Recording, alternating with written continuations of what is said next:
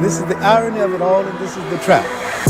The Europeans began to manipulate history when they rose and began to expand into the broader world in the 15th and the 16th century because they had to justify the slave trade and they had to justify the colonial system that followed. And modern racism has its incubation in that period. You cannot enslave a man and say he's a human being, but he has humanity. Black people have never written any definitions of race, any definitions of what a people. They have never said that these people with these kind of traits belong here. Because modern racism had its development in the pseudo-scientific development of intellectual Europe after the 15th century. And they began to say that certain kind of people belong to certain kind of race, and they created the concept of race and racism itself.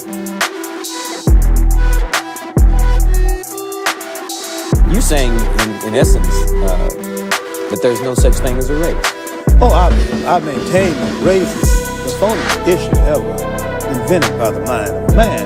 European invented, developed the concept of race. There's really no such thing as a race because nature created no races. Race is a man-made thing. Could we say that being called black was a political term? It's a political term and a term which indicates our self-awareness at this juncture in history, and I think we really need it. We need to really bathe in blackness for a while, but I wish we'd get the bath over with and go on to something a little more important.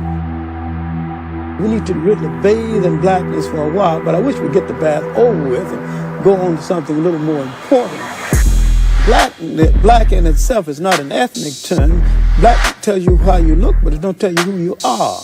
We are essentially an African people. Wherever we live on this earth, we're essentially an African people.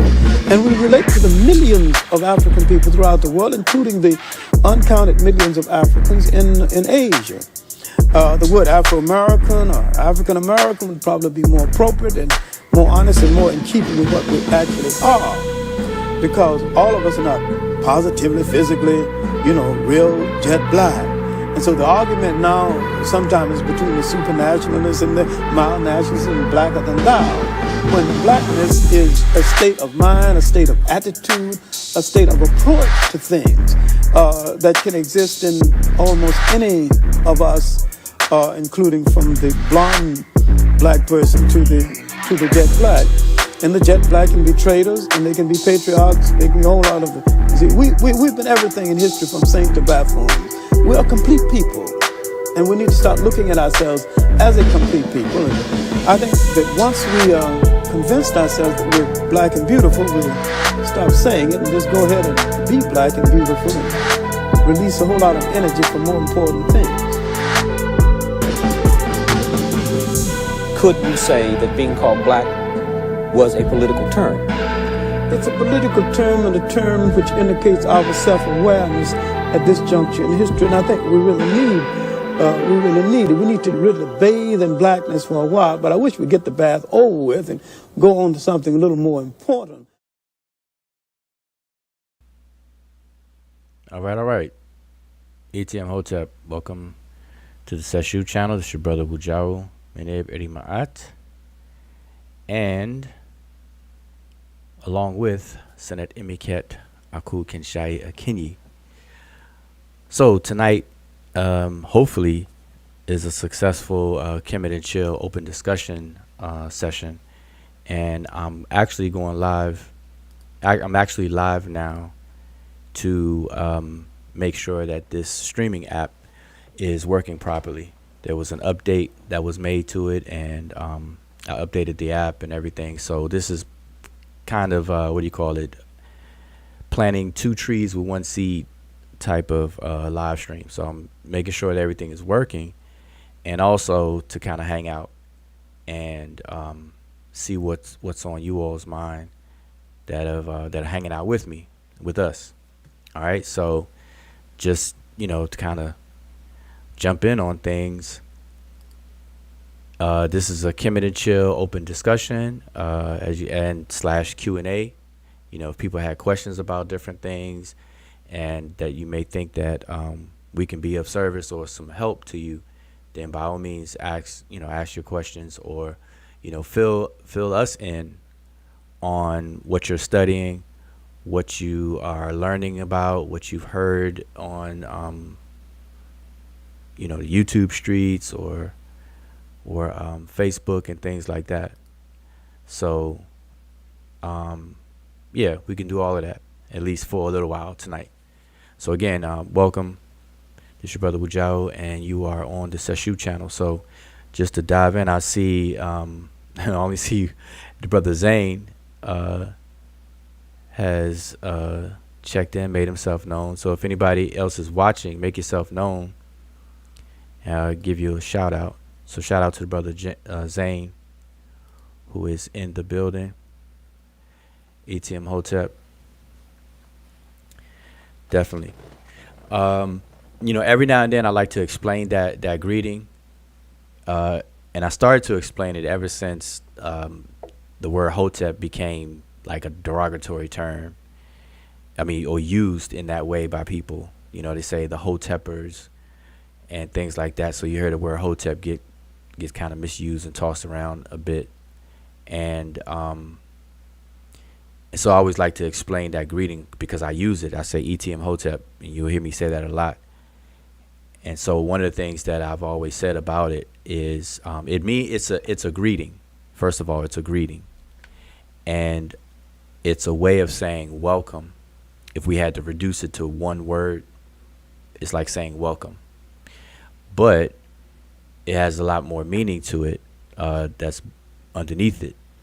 And so one thing I like to remind everyone is that the word hotep itself, although we focus on the meaning of peace, we don't really focus on the other meanings and even the core meanings of that word hotep. And it deals with offerings. And you can look at it as an offering that brings about a state of peace or content, when you're, or satisfaction, when you're satisfied, when you're content, when you're still, or when you're resting. See, all of those overlap. All of those words overlap. Could be like synonyms of each other. Resting, to be at rest, to be at peace, to be still, to be satisfied, things like that. So that's what hotep is, but it's an offering, as well. And it's an offering that brings about that state. And you can look at it that way.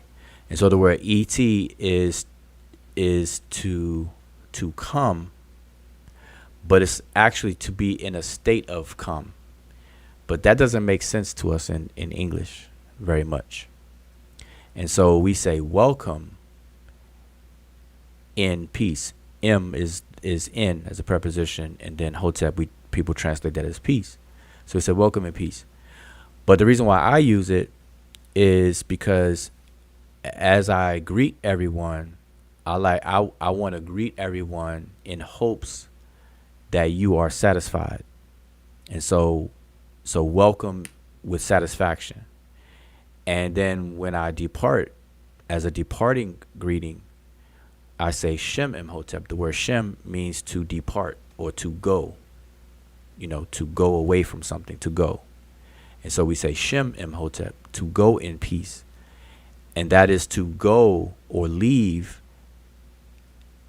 in satisfaction or leave satisfied. So that's the reasons why I use it. So I welcome people with satisfaction to set the stage, to hopefully, whatever discussions we have, whatever sharing of information, two-way street, you all share, I share, or we share. And then, when we depart, everybody departs satisfied. And so that's the goal. And that should be the goal of every conversation. You don't want to leave unsatisfied. And you don't want to come to a conversation already dissatisfied, unsatisfied. And that's why people argue, or they be very defensive, from the start, from the jump, So we need to start incorporating that. At least the concept. Like, people don't have to say ETM hotep, but if you say something, whatever floats your boat, whatever is equivalent, But anyway, that's why I use those terms, in case you were wondering. every now and then I like to explain that so that people will know why I use it. So some people are new; they've never heard me explain it and whatnot. And there's there's a little more to it, but just to kind of be brief, that's why I use it.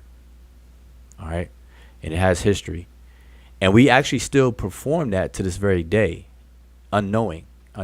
We people do it all the time.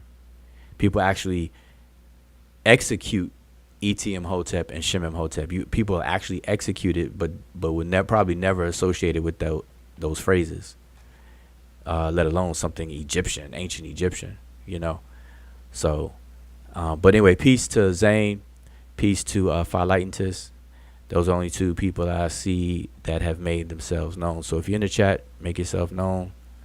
I'll give a shout out. But I just want to dive in. So again, I'm live. We're live here. Son of Emicat, do you have anything you want to open up and greet?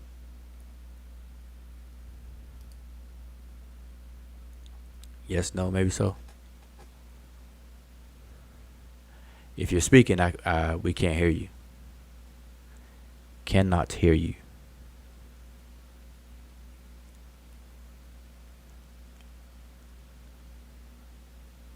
Well, let me make sure I can be heard. Someone in the chat, let me know if I could be heard. that would be crazy if I'm doing all this talking and I can't be heard.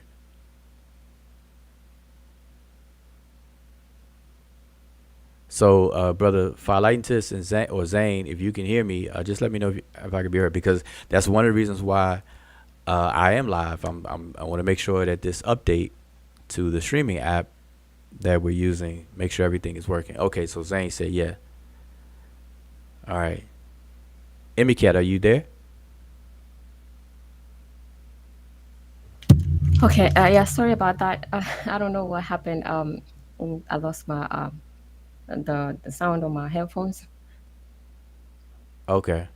All right, so we can hear you. I was asking if you had anything to open up with or whatever. Just welcome everybody, and yes, see where the discussion goes, really. So don't have much to say right now. Okay. Alrighty.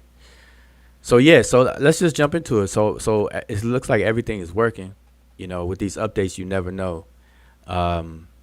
Between, I'm a Mac user, I'm an Apple user. Once you go Mac, you don't go back. I've been a Mac user for a long time now. I used to build PCs and everything. But once I went to the Mac and crossed over into the Mac world, it was no turning back. But with these updates, are you gonna say something, Amy? Oh, I was just gonna say that I don't know if you want to share the panel link maybe at some point. Yeah, I will. Yeah. Okay, and then just pin it then. Yep. Okay. Yep, I will. So, yeah, I was saying that. Yeah, well, as far as Macs though, but there's been some updates, and I know there's an update coming, sometime soon. But with these updates and some of the apps, you have to make sure that they're compatible and everything is in sync and stuff like that. So anyway, that's one of the reasons why I definitely want to make sure this app is still working. Everything is good. So it looks like everything is working perfectly fine. So we can get into any discussions. So as Emicat suggested, I will post the panel link early. Let me do that right now. Here is the link.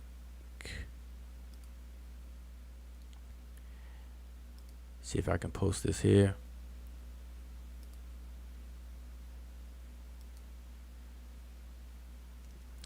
Posting it in the chat.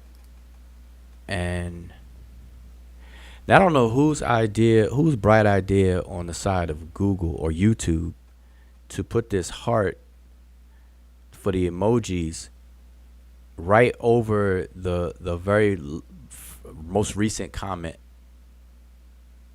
I'm trying to pin the link, and you can click the three dots on the comments, but it won't allow you to because the heart is in the way.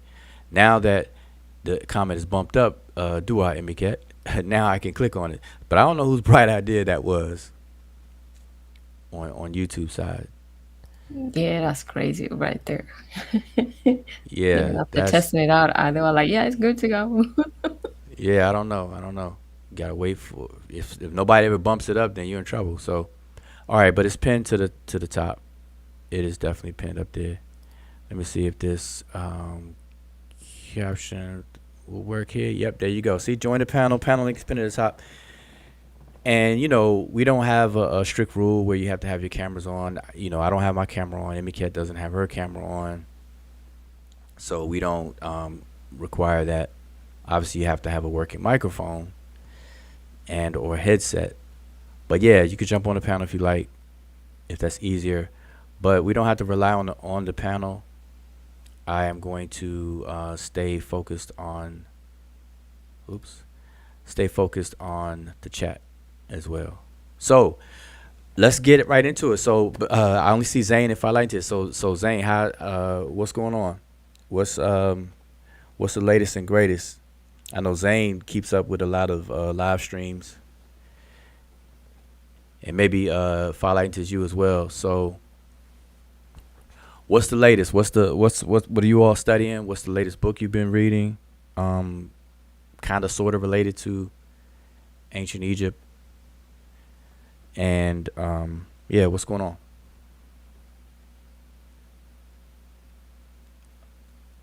What is the latest and greatest?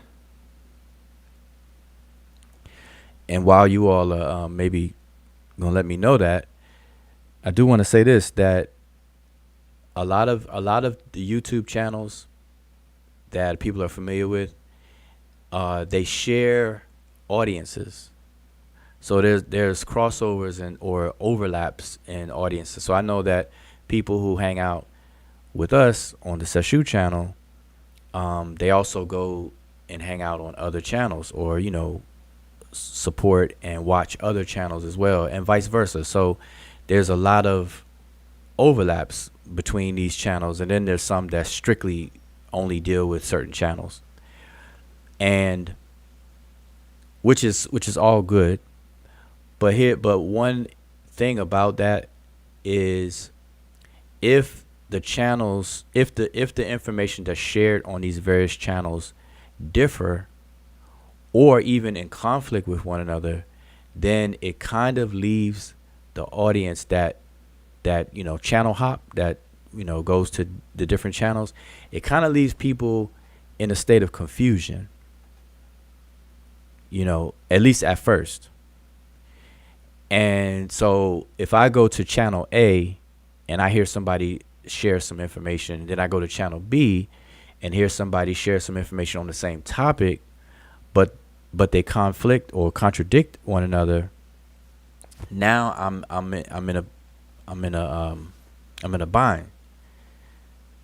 And both channels, I could like both channels. I could like both people who run these channels and everything. So it's like, okay, I don't want to feel like I'm choosing one person over the other. I just want accurate information.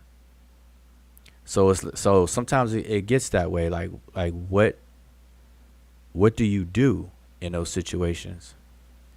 And just the fact that those situations exist can be a potential problem. So it would be nice if, and I know people have asked this of me.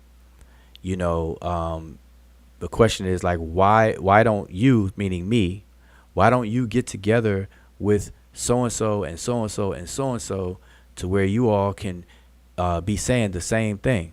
That's definitely a question that comes up to me every now and then.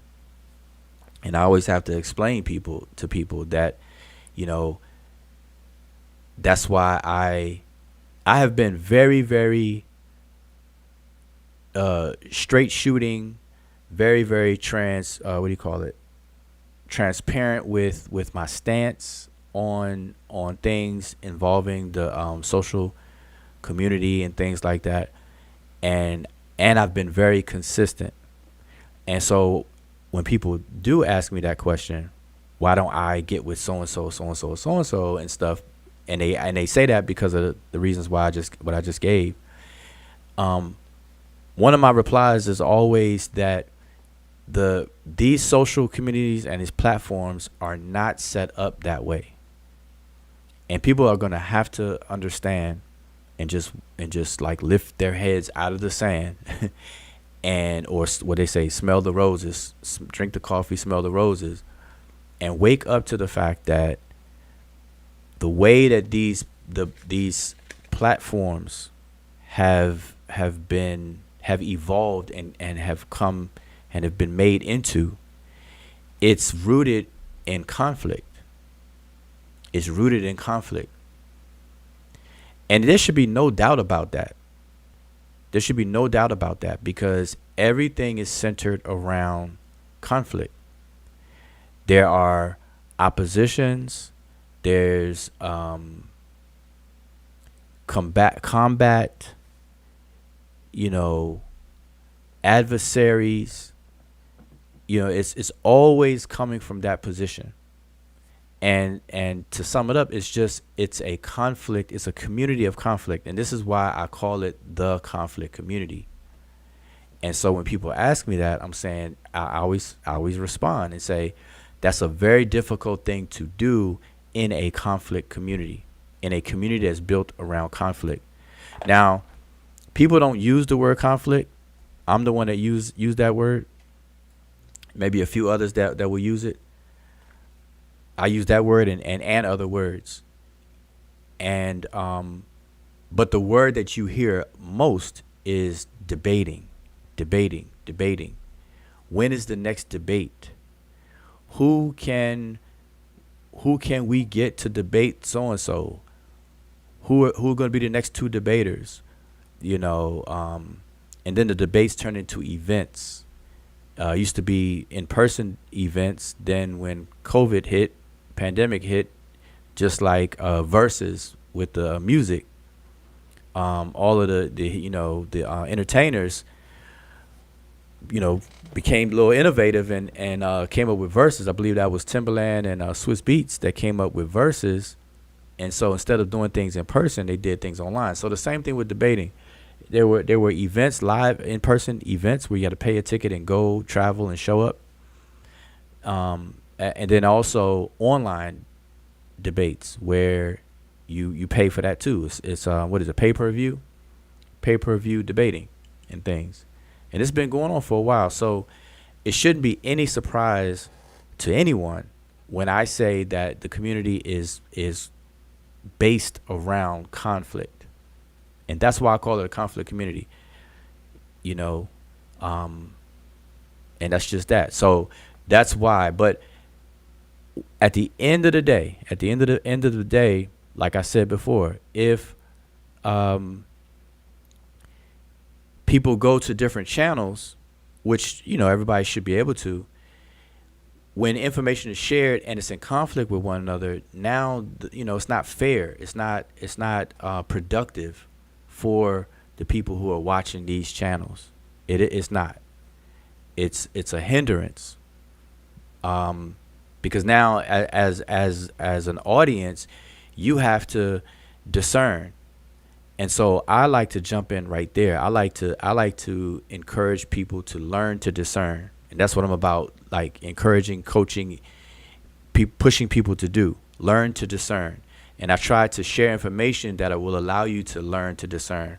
I don't like just blurting out an answer either.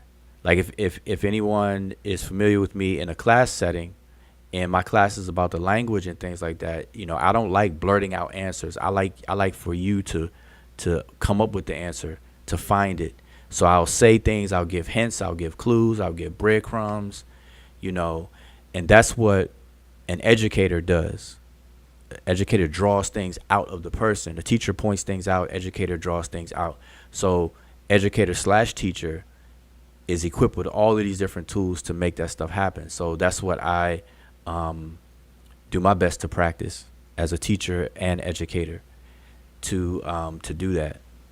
And that's giving people the practice, the application of trying to discern, learning to discern. And I'm gonna tell you, a big thing with that whole process is logic. Logic is like the all that when it comes to discernment. Premises and arguments extending out from the premise and things like that. Things have to be logically sound and flow from one point to the next. And that's a big thing. Logic and reason. But anyway, so listen, I'm waiting for you all to let me know. Matter of fact, let me just turn the chat, put the chat on the screen so everybody can see you are involved. So Philaitis, so peace to Robert Rand is in the building. Everything is everything is in the building. So Philaitis, I just started an alchemy course to prepare spagyric tinctures. It's directly related to ancient Egypt. Go figure. We've never talked about that after 9 years. Okay. Now you said spagyric tinctures. Maybe you can give a sentence on what a spagyric tincture is for everybody. That would be good. But yeah, that's good. Start an alchemy course. Alchemy, people who say alchemy, it comes from alchemy or alchem. Al in Arabic is the. Chem means black, the black. So it's the black sciences. Yeah, it's the black magic, black sciences. The science of blackness. I think I've heard it all on that.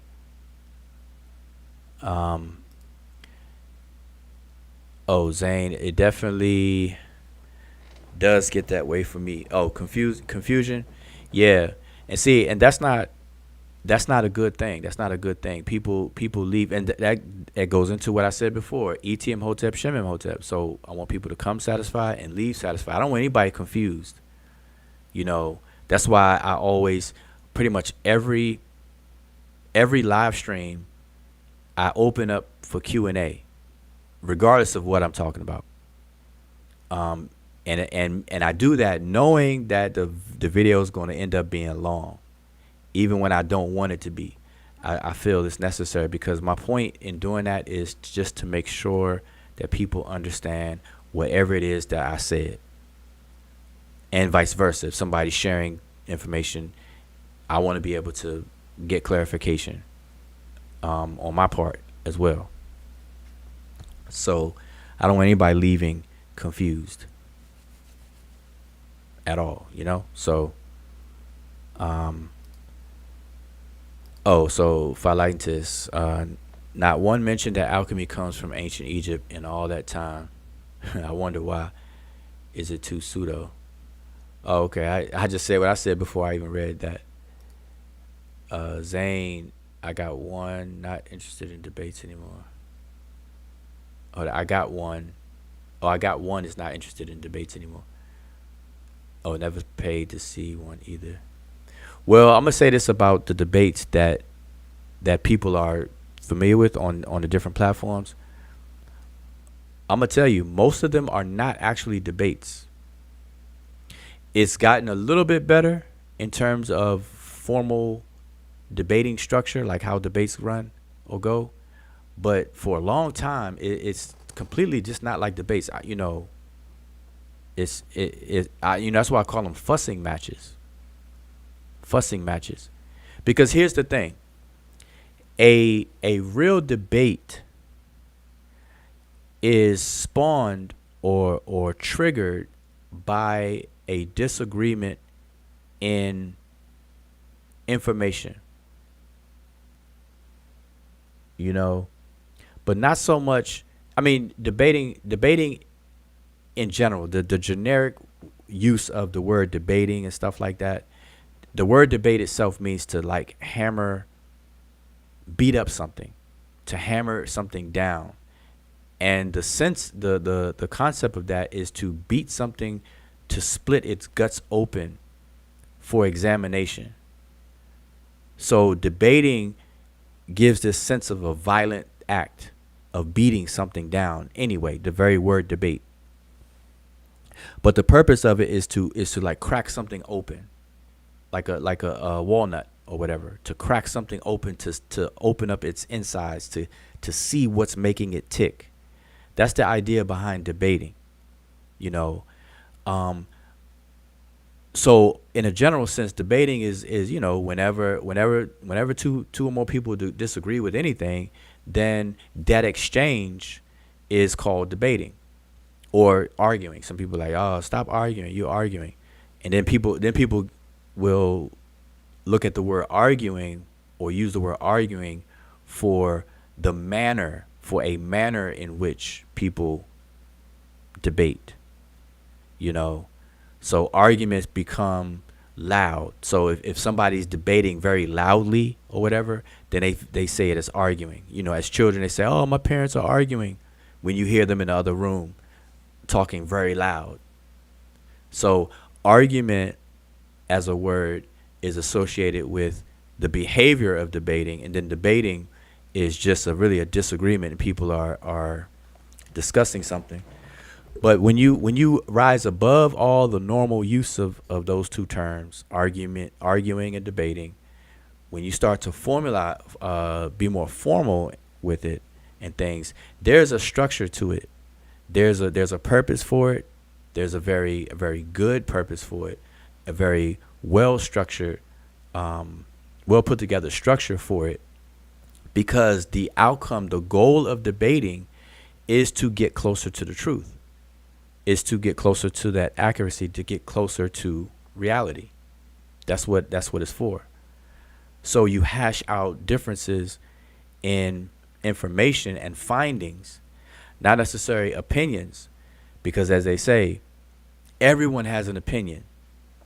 And you really can't, and if that's true, if everyone is allowed to have an opinion on the earth, so if there's 8 billion people on the earth, we could have on one single topic, we could potentially have 8 billion different opinions. And everyone is allowed to have it. That's people say that's a right that people have, a right to an opinion. They say, oh, you have a right to your opinion. You know, we hear that all the time, right? You have a right to your opinion. So we had 8 billion different opinions about a single topic or single issue. That's not productive. That's not effective. That's not, you know, that's crazy. But that can very well happen based on that notion of everybody is allowed to have an opinion. So debating is not really set up for opinions. Debating is set up for more a serious approach to topics based on your findings, and basically through different methods, methodologies and tools that you use to discern whether something's true or false. And so you may investigate something and come away with some evidence or interpretation of evidence or whatever conclusions, and then another person will do the same, and theirs will differ. Then you come together and hammer that out in the form of debating. See, that's a more productive way, not opinions, you know, not opinions. So like water, my opinion, Deer Park is the best water. Zane opinion will be Aquafina is the best water. So why would we debate that? If that's if you know, on the notion of everybody's entitled to their opinion and personal likes and dislikes and taste, you know, I don't like Aquafina. Tastes like chemicals is in it. Deer Park, I don't taste any chemicals. It's nice and smooth. You know, so stuff like that. Or whatever. So anyway, that's I'm just rambling on, just seeing I'm going through you know, you all's comments. And like I said, tonight is Kemet and Chill. I am just hanging with you all. You are hanging with us. Enemy Cat, make sure, feel free to chime on in whenever you like. So maybe it's natural for the conflict community to exist. Oh yeah, maybe. I mean, it will. It's a thing. So it's there. Okay, so phylactist is explaining a spagyric, and I'm probably not pronouncing that correctly. A spagyric tincture is an herb, mineral, or metal separated into three philosophical principles of sulfur, salt, and mercury. All right. Maybe you could do a presentation on that. Phylactist, meaning it's alcohol. It's alcohol. The salt crystals from the calcining burning of the plant material and the oil of the plant. All right. Maybe you could break that down and give us an example in the future. Do a presentation on that.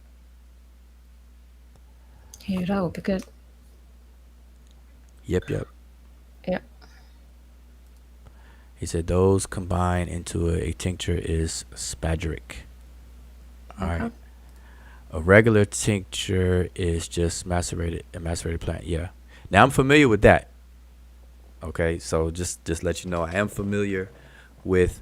I'm familiar with glycerites. I'm familiar with regular tinctures, as you said, alcohol-based tinctures, glycerin-based, acts as a preservative. All that good stuff. So I'm familiar with all of that. All of that. Not so much on the alchemy part that you mentioned. Yeah, and speaking of what Philatelist brought to the conversation, I guess like and what you guys are talking about, because I know Philatelist did speak about why those are not really discussed. They are kind of discussed. It's just not by the people you hear talk about Kemet a lot, like medicine in ancient Egypt. Like those are interesting discussions. The medical texts and things like that.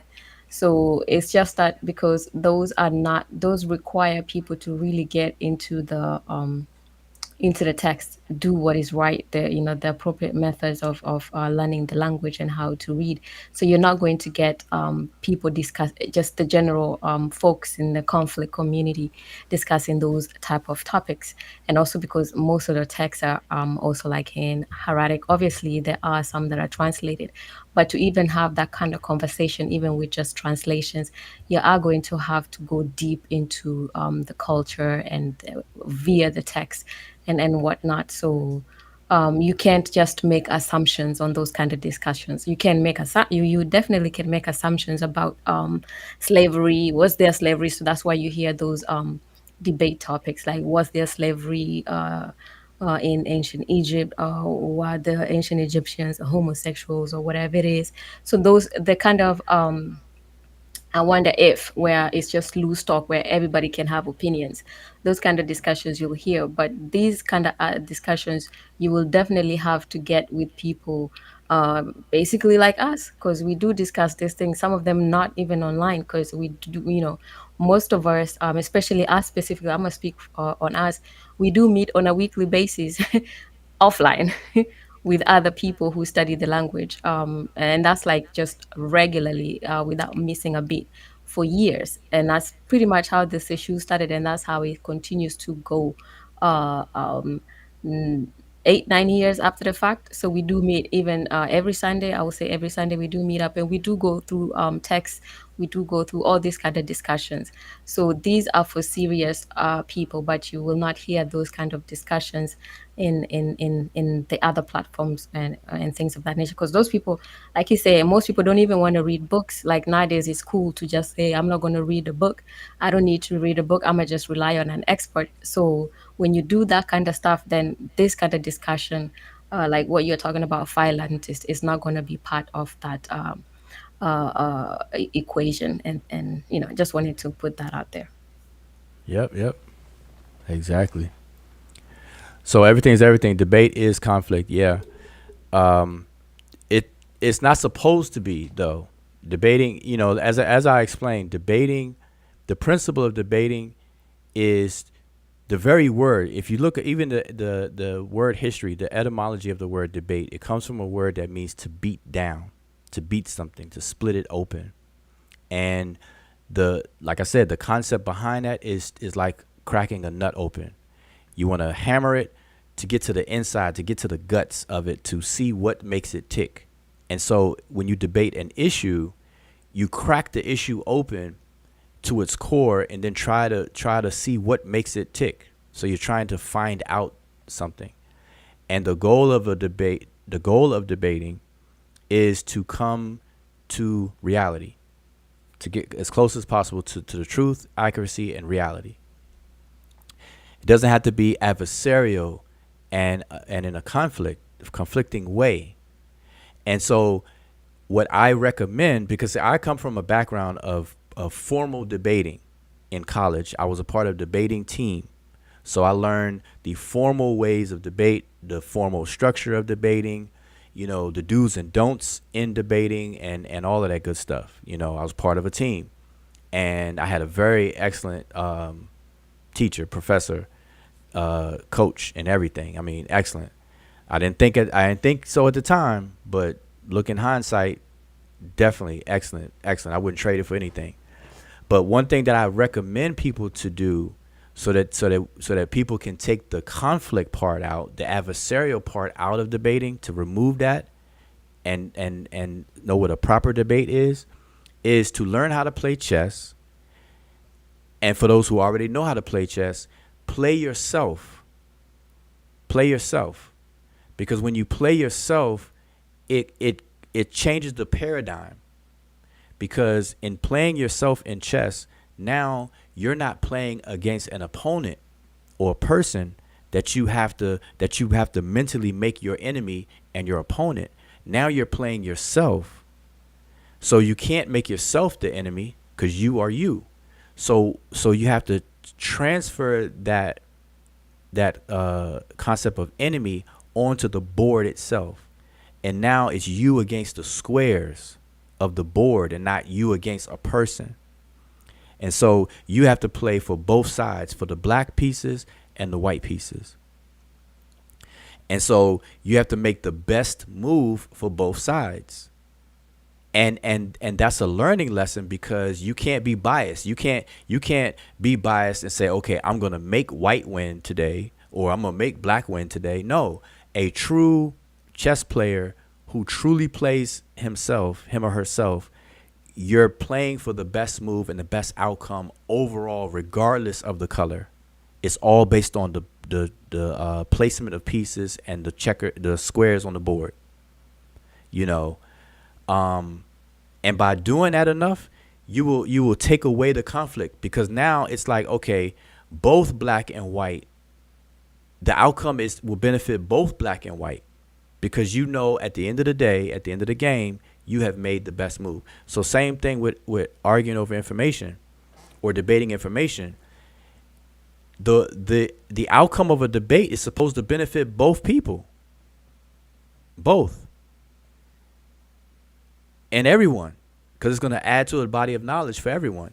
And that's how it's supposed to be. But the conflict community is not set up that way, and we see the behavior. I mean, what I'm saying, I know, and I've been saying this for years, right? People act brand new and act like I'm just saying it. It may be their first time hearing me say it, but I've been saying this for years, ever since 2000, ever since I got on Facebook.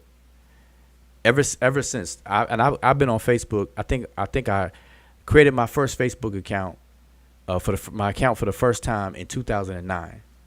So shortly after that, I'm already saying these things. So this is not something new to me in saying this.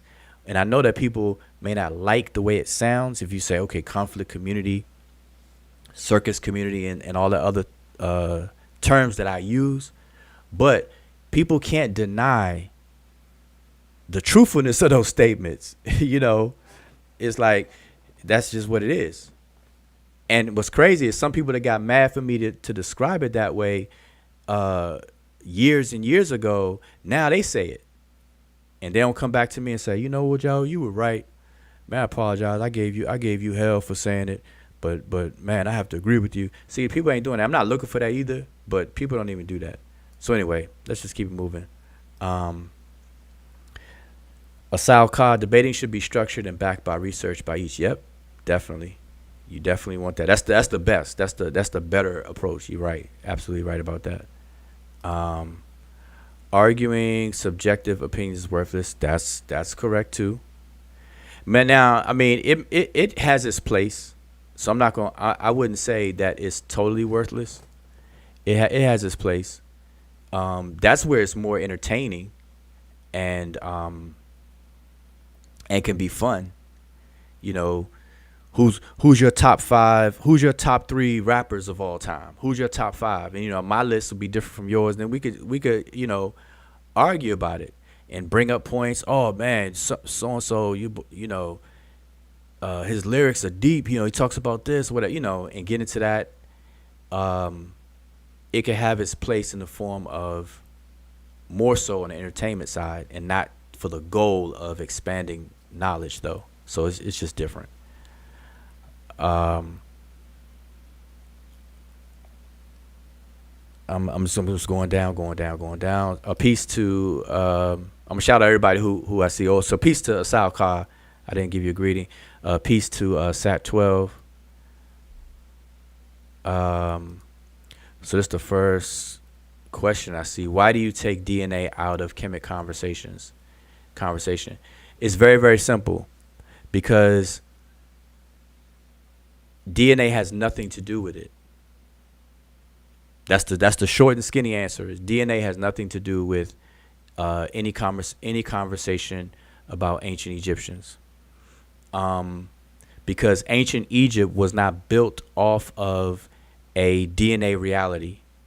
In other words, the ancient Egyptians themselves was not a self-identifying collective ethnic group based around DNA, swabbing people's DNA to see if they were part of their collective or not. And also, there's no DNA test that you can do that will tell you what language a person spoke or how did they self-identify. These are social constructs. Ethnicity is a social construct. Belonging to a group is a social construct. Now, on the biological side, because remember, DNA deals with physical anthropology, biology specifically, right? Biogenetics. Now, on the biology side, you can ascertain genetic populations, and that information is valuable on the side of biology, on all biological conversations. But remember, biological conversations are different than social and cultural and ethnic conversations. They can inform, like, both sides of those are separate, but they can inform each other. So ethnic conversations or information can inform on the biology side and vice versa, but they're not the same as the way people talk about it and bring it up. And so that's why I take DNA out of the conversation, because a genetic population does not equal to a people. What makes a people is not DNA. DNA will tell you what genetic population a person or group belongs to, not their ethnicity, not the language they speak, not their customs, or any of that kind of stuff. All right, so that's the difference, and it shouldn't be involved. People invoke DNA in the conversations because people are confused about the modern social construct of race, and with those constructs of race, they're trying to make it a biological reality when there is no biological reality for race. So the DNA is coming up in these conversations really out of a lack of knowledge that people have, or lack of understanding, or just a flat out lack of knowledge that people have. That's just it, So that's why I take it out of the conversation. It really has no place. New article also has glyphs. Title equal English translation of an ancient of an Egyptian creation story recorded at the Temple of Horus at Food. Okay, so you're just telling a new article. Well, I don't know if you can provide a link for it if you're sharing that. It Or a says name for it, since they can't or put links. The title. yeah, the title of it or whatever. Oh, maybe that's what Sat12 means. Is that the title English translation? Yeah, Oh, let me check it out. looks Okay. like it. English translation of an Egyptian creation story recorded at the Temple of Horus in Edfu, Egypt. All right, we're going to check that out. Don't the teachers make you debate a position that you may not like May to? not like to. Yes. Yeah. We've had that where you have to be the adversary on something that you probably don't adhere to, that you adhere to the opposite of. Yeah, Yeah. that's very common in debating in debate league, like in the coaching and on debate team. But I'll share this with you. When part of the things that I was taught and coached on was, one, we had to learn all of the logical fallacies. We had to learn those pretty much by heart, practically by heart. We had to know those forwards and backwards, the logical fallacies. And it's been so long ago, I don't remember them by heart now. I couldn't tell you now, but I could tell you the popular ones, especially straw man logical fallacy, is like heavy, and appeal to authority. Those two are very heavy, even in the conflict community. But we had to memorize those. And the reason why I'm saying it is because not only did we have to memorize it, we had to defend against it and commit it. We had to figure out a way to commit a logical fallacy and get away with it. And then at the same time, we had to learn how to recognize it, and then defend against it. So that's along the same lines. We had to also debate an issue and a premise about something that at the beginning of it you disagreed with, or that I know you put that a position that you may not like to, but it was more so disagree with. So basically, swap shoes. It's like find out a disagreement and then switch places. And that is hard to do. I'm gonna tell you but it's very, very valuable in doing that. It's very, very valuable. But I'm gonna give you all a tip. I'm gonna give you all a tip. Well, I just did.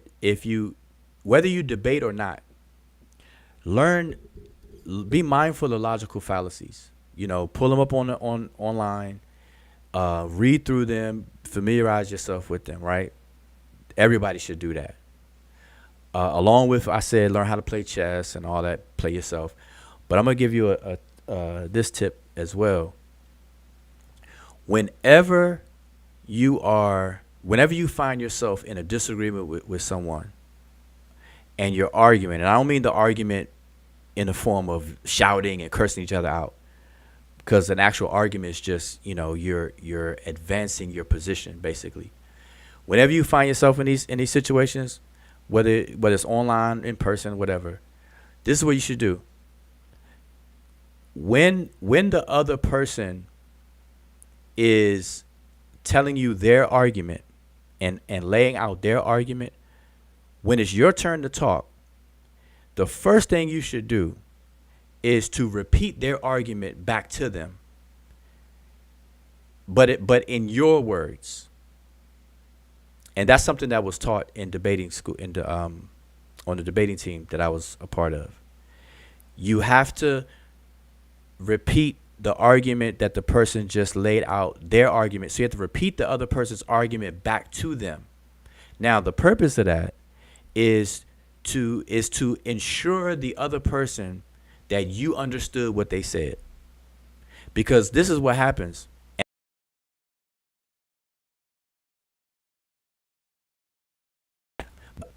The other person, what happened is when you don't do that, and you just start to refute what they said, one of the escape hatches or excuses for being beaten is that they're gonna claim or blame you for not understanding what they said. Oh, you didn't understand what I said, but they only say that after you beat them down, in the debate. But to avoid all of that, the first thing out your mouth should be to repeat what the other person said in a summarized in your own words. That way, they know that you know what they're talking about and what they said. And that's just a tip. I'm just telling y'all that works every time. And that's what I do on Facebook. Ever since I've been on Facebook, if any of y'all are friends with me or follow me on Facebook and see how I comment on Facebook, you'll notice that anything I address that somebody says, I put what they said in quote. I put the specific thing I'm addressing in quotes, so they can never, nobody can ever say I misquote them, ever. They can't do that because I literally quote them. I put them in double arrow brackets. That's been my style. Double arrow brackets and then my comment about it, and then I break down what they say. I do that for two reasons. One is the reason I just gave y'all. And then another reason is because when you refute people's arguments, people tend to erase their comment to act like it never happened. So by me quoting their comment, they can't erase my comment. They can only erase their own comment. And so by me quoting them verbatim, copying and pasting the part I'm addressing, if they delete their comment, I still preserved it. And there's no excuse. They can't say that they didn't do it and stuff like that. And I could show you all instances where people have done that. I really can. I see it all the time. Their arguments gets refuted, and now they want to act like they didn't say it or it never happened. And I don't like that. That's bad character. If you make a mistake, you get corrected. Everybody, we all get corrected. We should look forward to that. I mean, be happy about that. The idea is not to be sensitive, to be able to debate both sides. Yeah. Oh, here's another tip about debating, about arguing and debating properly. Never, ever identify with your work. Never, ever identify with your work. Don't make your work your identity. Because when you make your work public, it is going to be scrutinized and critiqued and picked apart. People are going to agree, disagree, or whatever. And you never want to identify with it, yourself with it. And what I mean by that, I'm telling you, don't make it your identity, because then if somebody criticizes it or critiques it, you're going to take it personal. You're going to think that they're out to get you and not your work, not the information.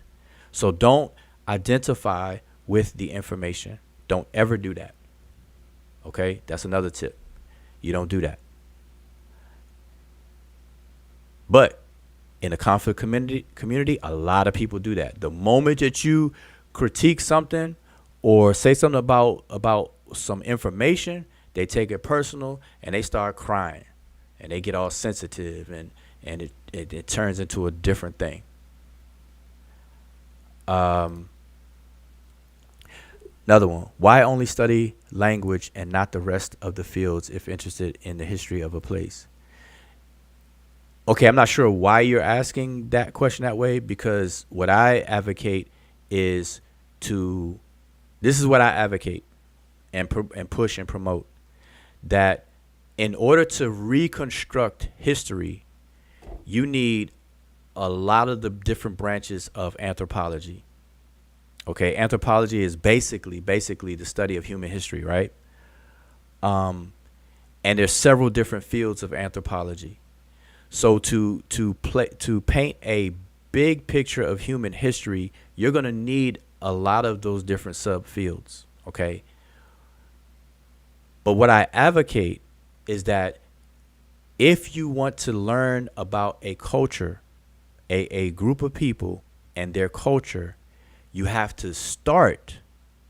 The doorway to that is the language. The doorway is the language.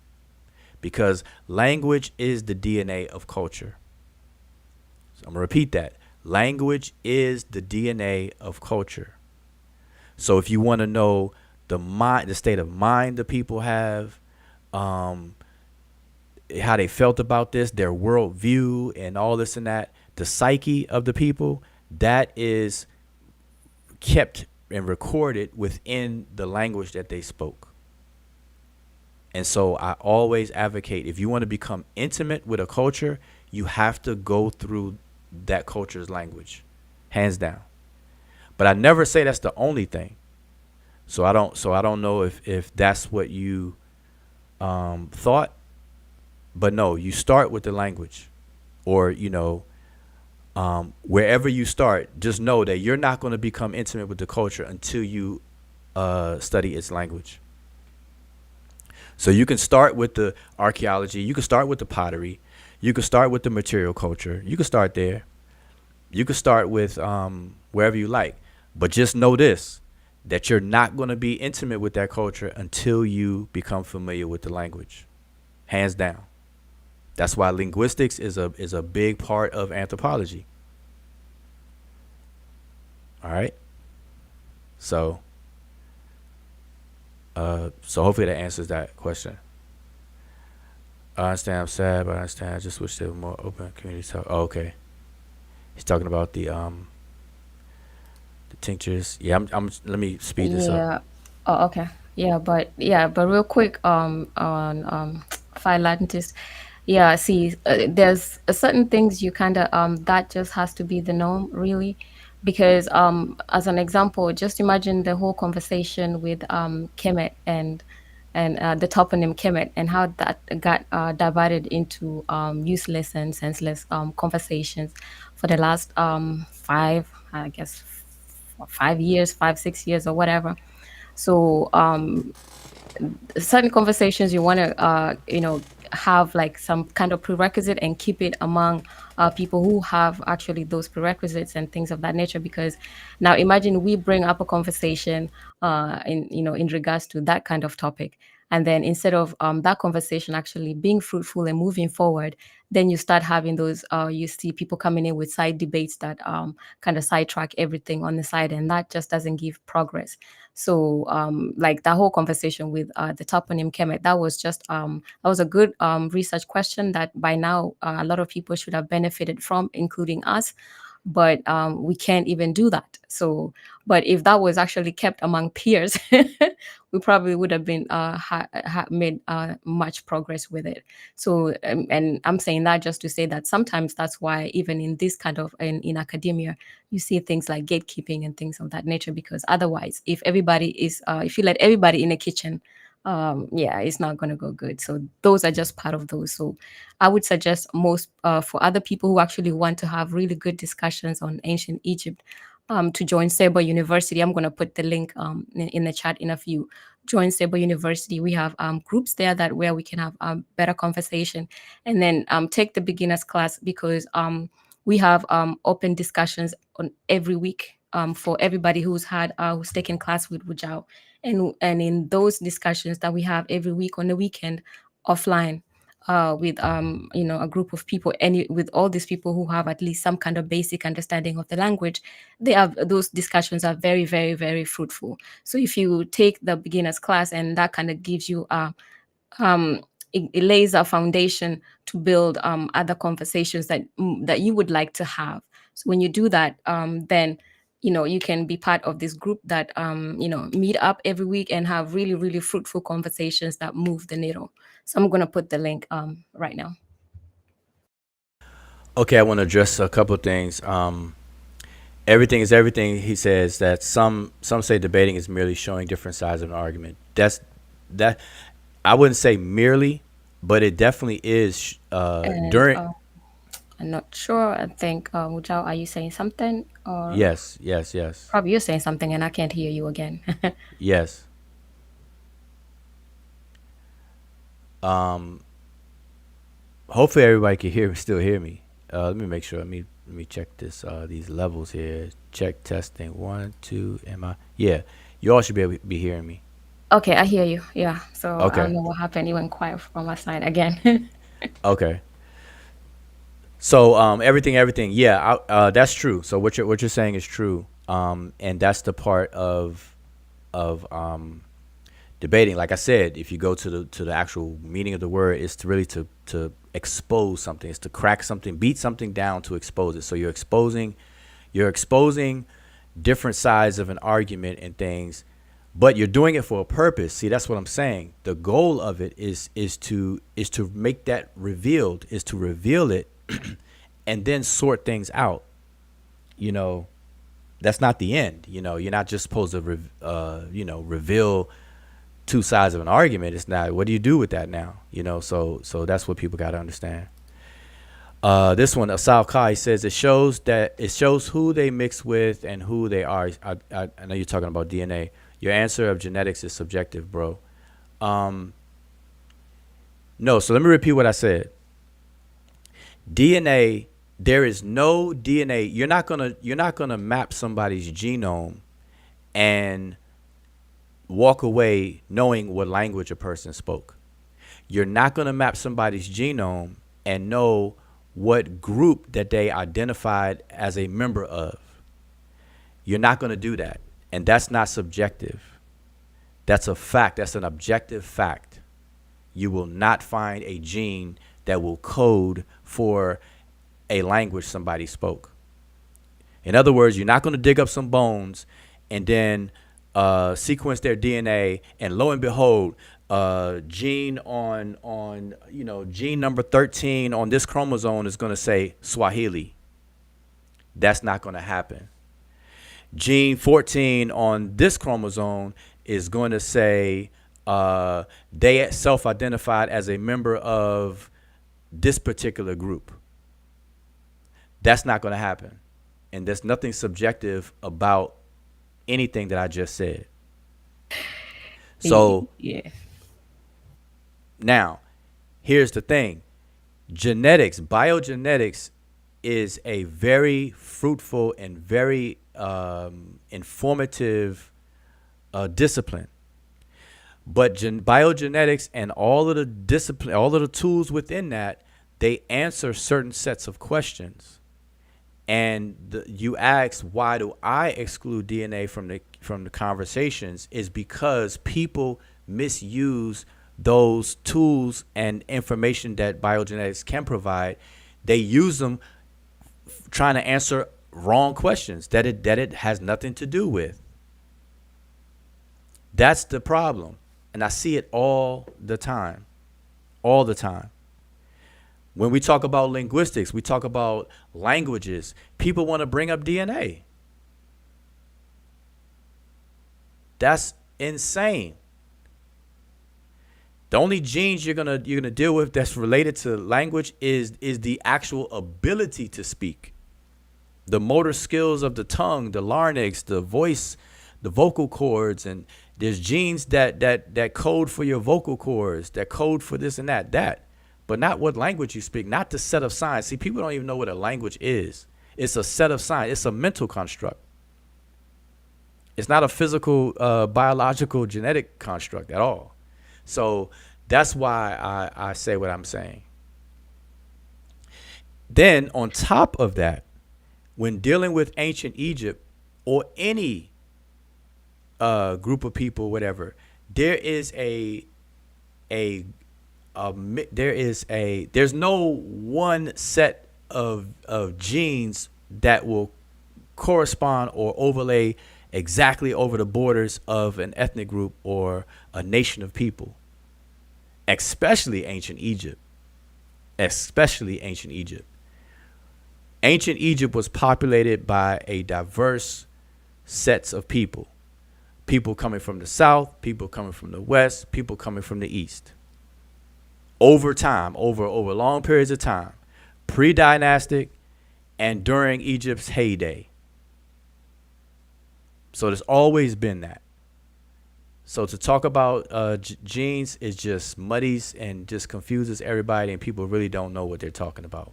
So that's why. Yeah, real quick to just even add some few things why talking about those are really when you bring up DNA, especially with ancient Egypt or just any ethnic groups in per se, but especially with ethnic with ancient Egypt is other what Wujao has mentioned, because you're discussing about a location, a geographic location, and a nation where there was diverse and dynamic population, like over that millennia, that already in itself makes it a little complex when you want to bring in that kind of discussion, because you're not talking about a distinct group of people that stayed the same throughout. So and understanding what Egypt was, and then like how Ujao said that obviously the genetics is not related to anything cultural or any cultural or linguistic identities at all. So you can't really for example, I can't do my DNA test and then it tells me that I speak Luo. And if you understand how ethnic groups are and form themselves on a continent, then you would even understand that even sometimes prisoners of war became part of an ethnic group at the end of the day. So are you going to say that the minute you become you move from one ethnic group to another ethnic group, then your DNA changes?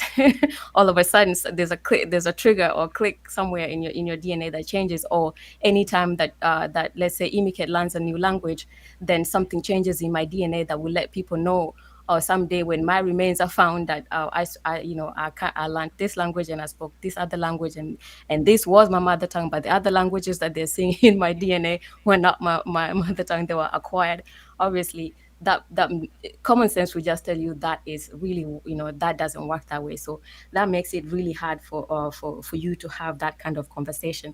And then there's the fact that when you're discussing ancient Egypt, even to do DNA tests, you actually you have limitation of data when it comes to this when it comes to the DNA, and this comes from the from the remains, which are few first of all, and they're very fragmentary at the same time. So they're very few compared to the millennium of the overall historical population that was in that area. And we know that even when we read about DNA being done, it's usually of a few number of remains and on a specific location and of a specific time period, and not throughout the time period of the ancient Egyptian civilization. So that already as well is problematic. And we also know that when those DNA tests, those DNAs are sequenced and that sometimes you don't even get complete sequences and things of that nature. And then DNA itself also being something completely new that we kind of just got into recently. There's always improvements that happen, and sometimes those can render previous findings void, and then you continue having all these ongoing debates in that particular field. So that's why when you put that in the mix, you're just setting up yourself to something very, very complex and not taking you anywhere. All right. So on this comment, Asal Kai, you're accusing me of mixing science and social constructs right now, and that is the complete opposite, and that's the reason. Remember your original question to me. You asked me why do I remove DNA out of the conversations. So it should be obvious to you that I don't want people to mix the science with the social constructs, which is why I remove it out of the conversations. So you're accusing me of doing something that is the very reason why I say DNA should not come up in these conversations, because the people's conversations about ancient Egypt, the ancient Egyptians, and all this other stuff are triggered through or at the base of social constructs and not biogenetic ones. And so I'm doing the actual opposite. And so I'm trying to prevent people from mixing the two. As you can hear in my explanation, I'm saying that I'm the one that's saying don't do that. A culture, a language that people speak, and all that other kind of stuff is not based in DNA. Okay, so it shouldn't be a part of those conversations, and that's all I'm saying. So hopefully that's clear.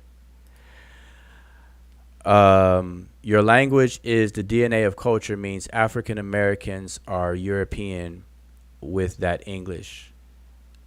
No, that's not it. That is why I asked that question, and you choose one field to respond. That is definitely not that. So if that's what you got from what I said, then allow me to clarify and correct your thinking on that. You said your language is the DNA of culture. When I said language is the DNA of culture, it's not mine. That is a fact. That language, what that statement means is that the totality of a culture of a group of people is it permeates by way of the language of those people, because in the language, because remember, human beings are not solo individuals living on an island all by ourselves.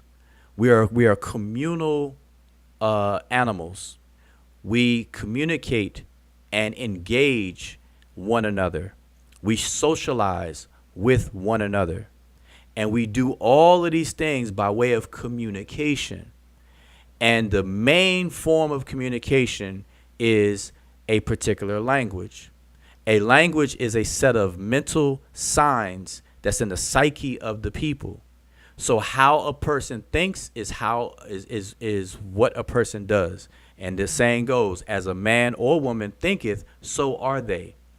So the thoughts of the people are recorded in these signs that are shared among those same people. We call that a language or a speech community. And so if you want to learn about the culture of a people, then you learn about their language, because the language records those thoughts. It records the psyche of the people, the mentality, the mindset, the world view, how they view things, how they interacted with one another, what they did, how they solved problems and things like that. This is all recorded in their language. The words that have meanings, that have what's called reference to things, the attributes called adjectives to things, the circumstances called adverbs, the actions called verbs. All of these different word classes is a construct, a mental construct of a mirror of their reality in the way that they saw it. So that's what that means, that language is the DNA of culture. It's a metaphor. We know that language literally does not have genes and chromosomes. So language is the DNA is like is a figurative way of explaining what that is. Now, when you say African Americans are European with that English, no, African Americans are American, because we speak American English. And so our culture is an American culture. So you have to, I think you get a little bit twisted there and whatnot. When you say European, I don't even know what you mean by European. Europe is a continent, and there's several different ethnic groups. It's just like Africa, the continent of Africa. There's no one way to be European. Yeah, actually, I think it's probably very few countries where English is spoken in Europe. That would be Yeah. England, Ireland, and whatever. It's like a handful out of, because some people speak Russian, Polish, people speak Danish, people speak Swedish, people speak Armenian, people speak uh, uh, even Turkey is in Europe now. So like it's there is different cultures and different groups of people over there. So it's not just that. So you can't say European. That actually just says how you really, really don't understand cultures and languages. And even when discussing African Americans, the fact that people, because you forget that even African American has there's African American vernacular as well. And because there's with that vernacular you can actually tell about a group and their culture, even if it's a subculture as well. So it actually stores the psyche of the people. So you can Yeah. and people actually do study that. So Hmm. you not even understanding that and assuming just because somebody speaks English, um then that means that they're European. And you forget that even within African Americans and with the English itself, there's still storage of the psychic or the culture of that particular subgroup in America. So Yeah. that's So just basic stuff. yeah. So that's what I'm saying. The very thing that I'm being accused of, this is what's happening. So this is and this is problematic, and this is why I say take DNA out the conversation. So the original question was why I take DNA out the conversation. I answered it, and then that it is what it is. That's why I do it. And as everyone will start to see, if we go down this road of entertaining DNA related statements and questions, you're going to see how sloppy and muddy everything is going to get. And so far, that's what's happening already. Because you see the comment that's on the screen right now. It says, your language, my statement of language is DNA of culture means African Americans or Europeans. See, that statement right there is not even an accurate statement. I mean, it's not, it's like oversimplified. There's so many things wrong with that. You know, like I said, Europe is considered a continent, and there's only a few countries that speak English in Europe, or whatever the case is, or what have you, and everything. So I mean, and let me just go on to the next part. It said that is why it's a question. You choose one field. Okay, what to respond? Let's keep on going. I hear both. Oh, y'all talking about wow. So I need to definitely keep on pushing through these. Robert Rand says, nope, I disagree with Wujao. I maintain that it is impossible for one to separate themselves from their personal efforts at scholarship. Okay, so he's going back to my statement about never identify. No, okay, so Robert Rand, let me clarify, because I'm telling you, I do my best to choose my words with intent and purposely. Okay, I was saying you don't identify with the information. You don't, in other words, identity, ID, id, the ego, which is called id, you do not make yourself, your consciousness of yourself, you do not make that your information. That's what I mean. Of course, if you're doing some work, then that's your intellectual property. So you're not going to separate yourself in that sense, no. Because that's what they call, IP, your intellectual property. If you create something, or if you work on something and you sign your name on it that you have done that work, then yes, that is your intellectual property. That is your work that you have done. But the difference is you never, ever assign that work or the information, in the case of scholarship, to yourself. To the self. I'm talking about the self. I'm not talking about yourself, just the general word, yourself. I'm saying the self, the ego, the id, the I principle. You never identify. That's why I say ID. You never identify with it, but you can own it. You own your work. So ownership and identifying with it are two different things. So I just hope that clarifies it. And I think that if I clarify it that way, you may no longer disagree with me with what I'm saying. Because of course people are gonna own their work. So let me go on down. You can't separate yourself from your work. It's too intimate. Well, hopefully what I said already explains that. Yeah, so just to add to that, I think the thing to make it more clear is that the person's character will always reflect on their work, but they can definitely separate themselves from their work. It's just that your character will reflect on how you approach your work and how how you do it and things of that nature. All right. My clarification still stands that there is so to understand what I mean by separating yourself. There's nothing to separate if you never identify with it in the first place. You own it, but you don't identify with it. All right, so don't let it become you, yourself. That's what you don't do. And even still, I'm gonna keep going down in case more comments about that come up. Even still, though, people do it, but you can't say you can't, because there's people that do it. There's people that don't do it. Where I come from, especially in science, this is something that is taught on collegiate levels, to not identify with your work. And we all understand what that means. Identify. It doesn't mean you don't own your work. You don't associate with your work. You don't own your work, but you don't become the work. It's the same way. All right, let me put it this way. It's the same way with a relationship.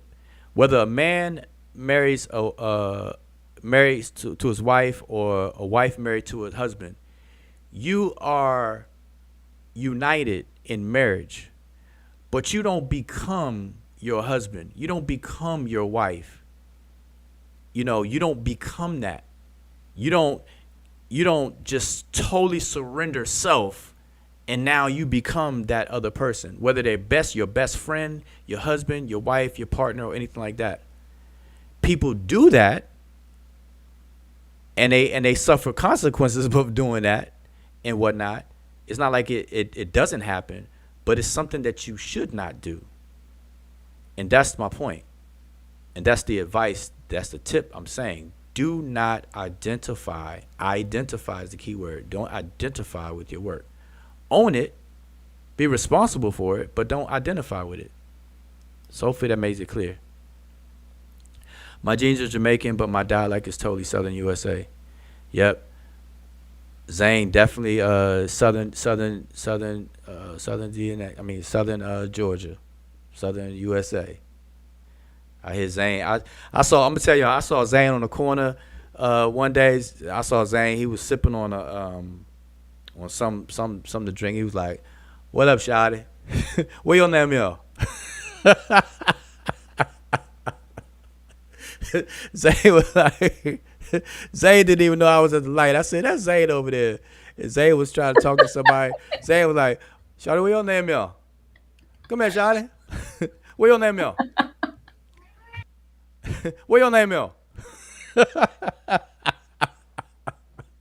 No, I'm just playing. I'm just playing. Oh boy.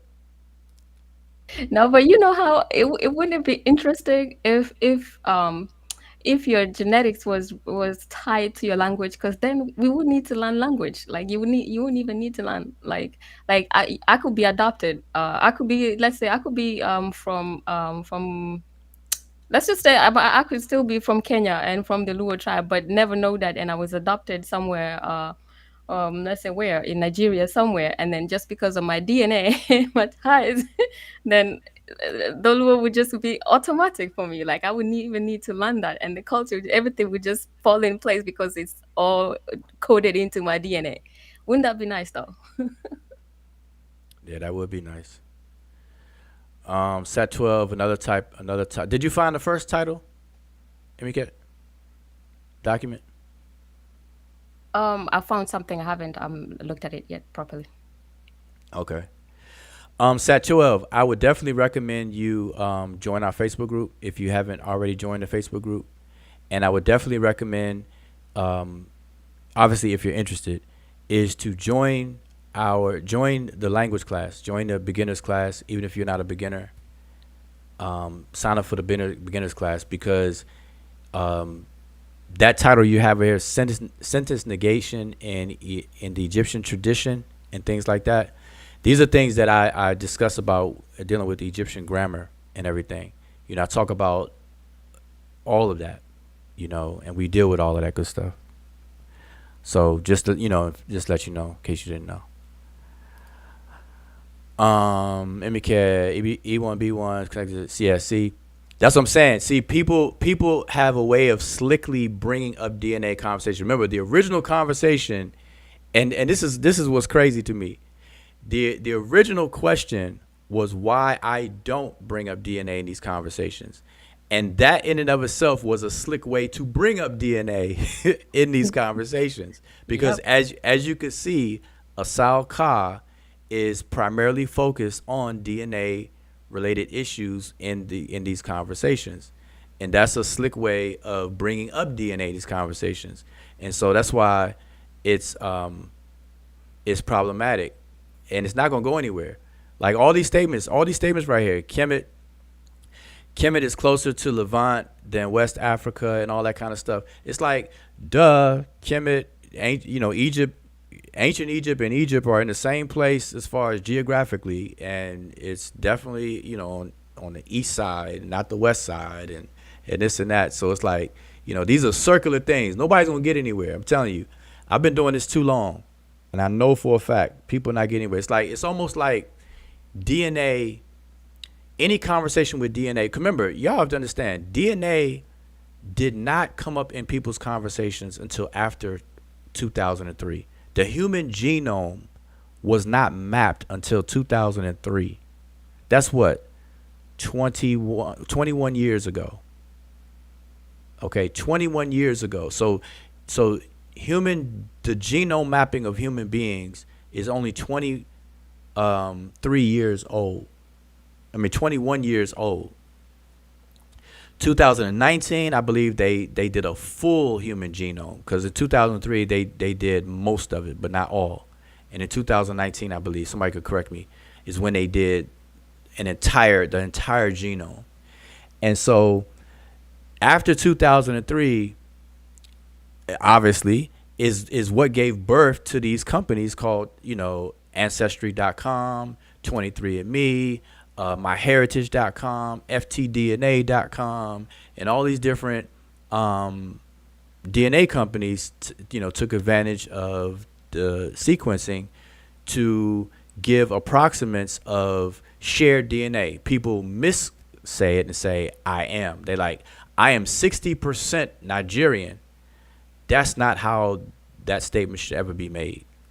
What people should say is that I share 60% DNA with the genetic population that's called Nigeria by that particular company. And that's why if you go from company to company, your percentage, your admixture or your autosomal percentage that they give you is not going to be the exact same from company to company, because the company's reference genetic population differ. That's their own intellectual property. It's not the same. So you're not going to get these exact same percentages if you do it through multiple companies. I did a whole videos on this stuff. And people don't understand that when it comes to ancient Egypt and in these conversations, I leave DNA out. But it's not like I don't talk about DNA. I have whole videos talking about DNA, because that's also my interest. I've been dealing with genealogy mainly, but you have to deal with DNA, especially. DNA is very helpful with that. So I have these conversations because I've helped people to properly interpret their DNA results that they get from these companies. And I've also helped people with their genealogy, their family trees and genealogy, because my family, I've been fortunate and blessed to inherit a lot of work that was done on my family tree by one of my relatives, one of my grand aunts, who was our family historian, and she was old school out of necessity because these things weren't available. So she was the type of person that travels and pull newspaper clippings, go to libraries, actually read facsimiles of obituaries and all this other kind of stuff, and collected a lot of data on our family, and that was turned over to me and my sister, and then we took over that. And with the available technology, man, I was able to advance that a whole lot. If my grand aunt was still alive, boy, she would definitely be impressed with the information. So anyway, I'm just saying all that to say that the original question was, why do I take DNA out of these conversations? And I answered that But I don't want people to think that I don't talk about DNA or I have something against DNA conversations, though. They just have their place. And I do talk about DNA and all of that good stuff. So, Yeah, and I put in the chat a really good book to read when it comes to just understanding ancient Egyptian like it's about ethnic identities, and this is a really good book because it discusses even why those kind of discussions really lack when it comes to this. So that's the book Ethnic Identities in the Land of the Pharaohs. So yeah, if you're interested in understanding ancient Egyptian culture, definitely check that out. And if you still think that DNA is going to be part of the conversation, I'd definitely suggest that you read that among other books. But this is a one to read. but see, I want everybody to witness what occurs when DNA is brought up, even in the slick way. And I'm only saying slick, Asal Ka. I'm only saying slick because I'm not going to say that you intended, but I'm going to say it's just a slick thing that even when asking why I don't use DNA in these conversations, that DNA becomes the conversation. That's the trick about that, And so I'm highlighting all these comments that I want everybody to bear witness that, like this comment about E1B1 and all this other kind of stuff, and start talking about language families and this and that. This is exactly what I said. It's exactly what I said. Why it shouldn't be brought up. And I explained why I don't bring it up. And I said that this was going to happen. And it's happening right. It's like what do you call it? Being a prophet. And we didn't have to wait long for the prophecy to come true. It's like right in here. So I just want everybody to know and understand. And that's what I'm saying. People have to understand this. I'm gonna say this one more time. And see, the only time, see, and I get it. I get it. Everybody has that friend that is focused on something, right? And when a group of friends get together, no matter where the conversation is, okay, put it this way. If I'm with 5 friends, so it's 5 of us, and we having a cipher, a discussion cipher, right? And I'm the 5th person to comes to the cipher. So it's 4 people, and they're my friends. There's 4 people talking already, and they already talking about different topics and whatnot. And then I come to the circle. I come to the cipher, and I'm the 5th person. So I'm gonna stand there and listen for a while, and they're gonna be talking about whatever they're talking about. But now, whatever my focus has been and my specialty is in. So let's say my specialty is in for the sake of this example, let's say my specialty is in basketball, right? I'm a basketball lover, NBA basketball lover. I know all the players, I know their stats, I know this, that, and the third or whatever, and that's my thing. That's my thing. And so I come to the cipher, and they're talking about something different. The moment that I feel like I can interject some basketball stuff in there and curve the conversation to basketball so that I can feel good to share something and feel important and everything like that, I'm going to do it. And that's what happens. This is natural. This is what happens. And I'm sure everybody has witnessed that before, whether you've done it yourself or you've seen other people do it. It happens. And that's what happens. So, and I told y'all, I've been doing this for a long time, and I see this happen all the time.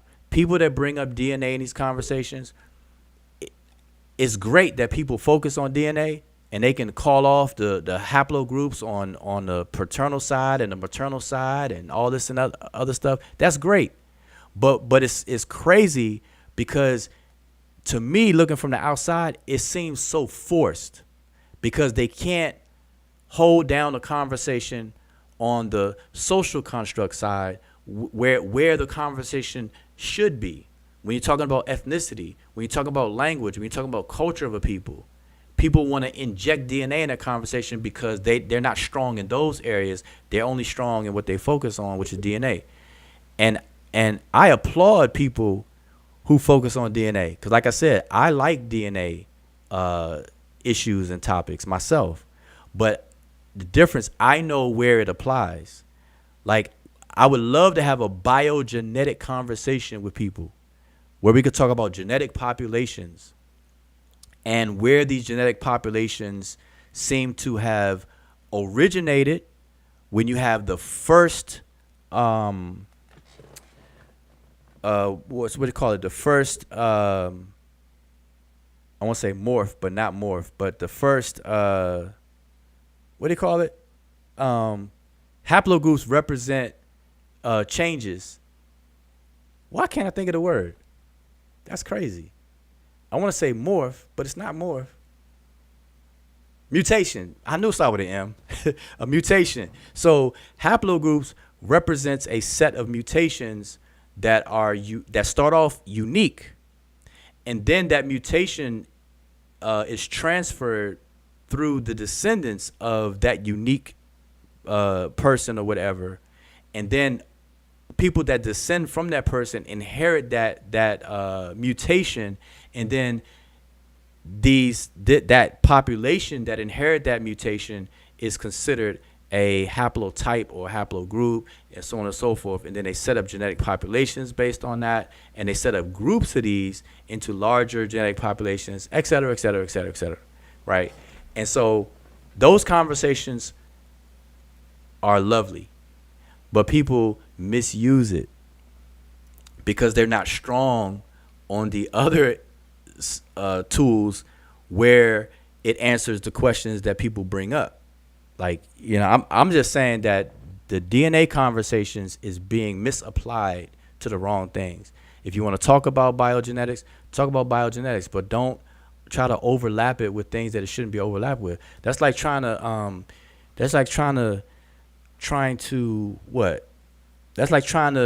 drink milk with a fork. You know, you just don't do it. Like, the fork is a valuable tool, but you would rather drink juice or something with a straw than a fork. So a straw is valuable where it's used at, where it's supposed to be used, and a fork is valuable where it's supposed to be used. But you don't mix the two. You don't do that. So that's what people got to understand. All right. So having said that, I'm going to skip all the DNA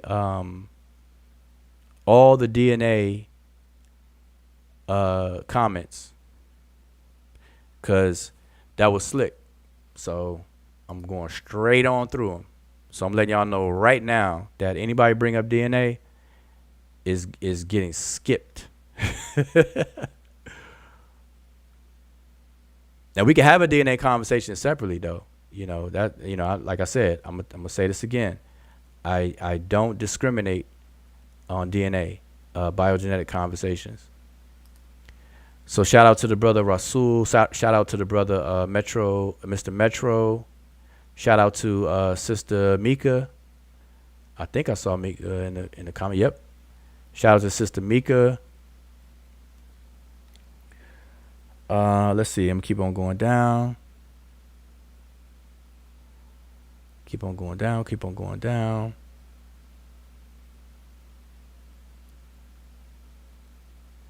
Zane said I was pseudo. Oh yeah, Zane. Shawty, what your name is? That's Zane, boy.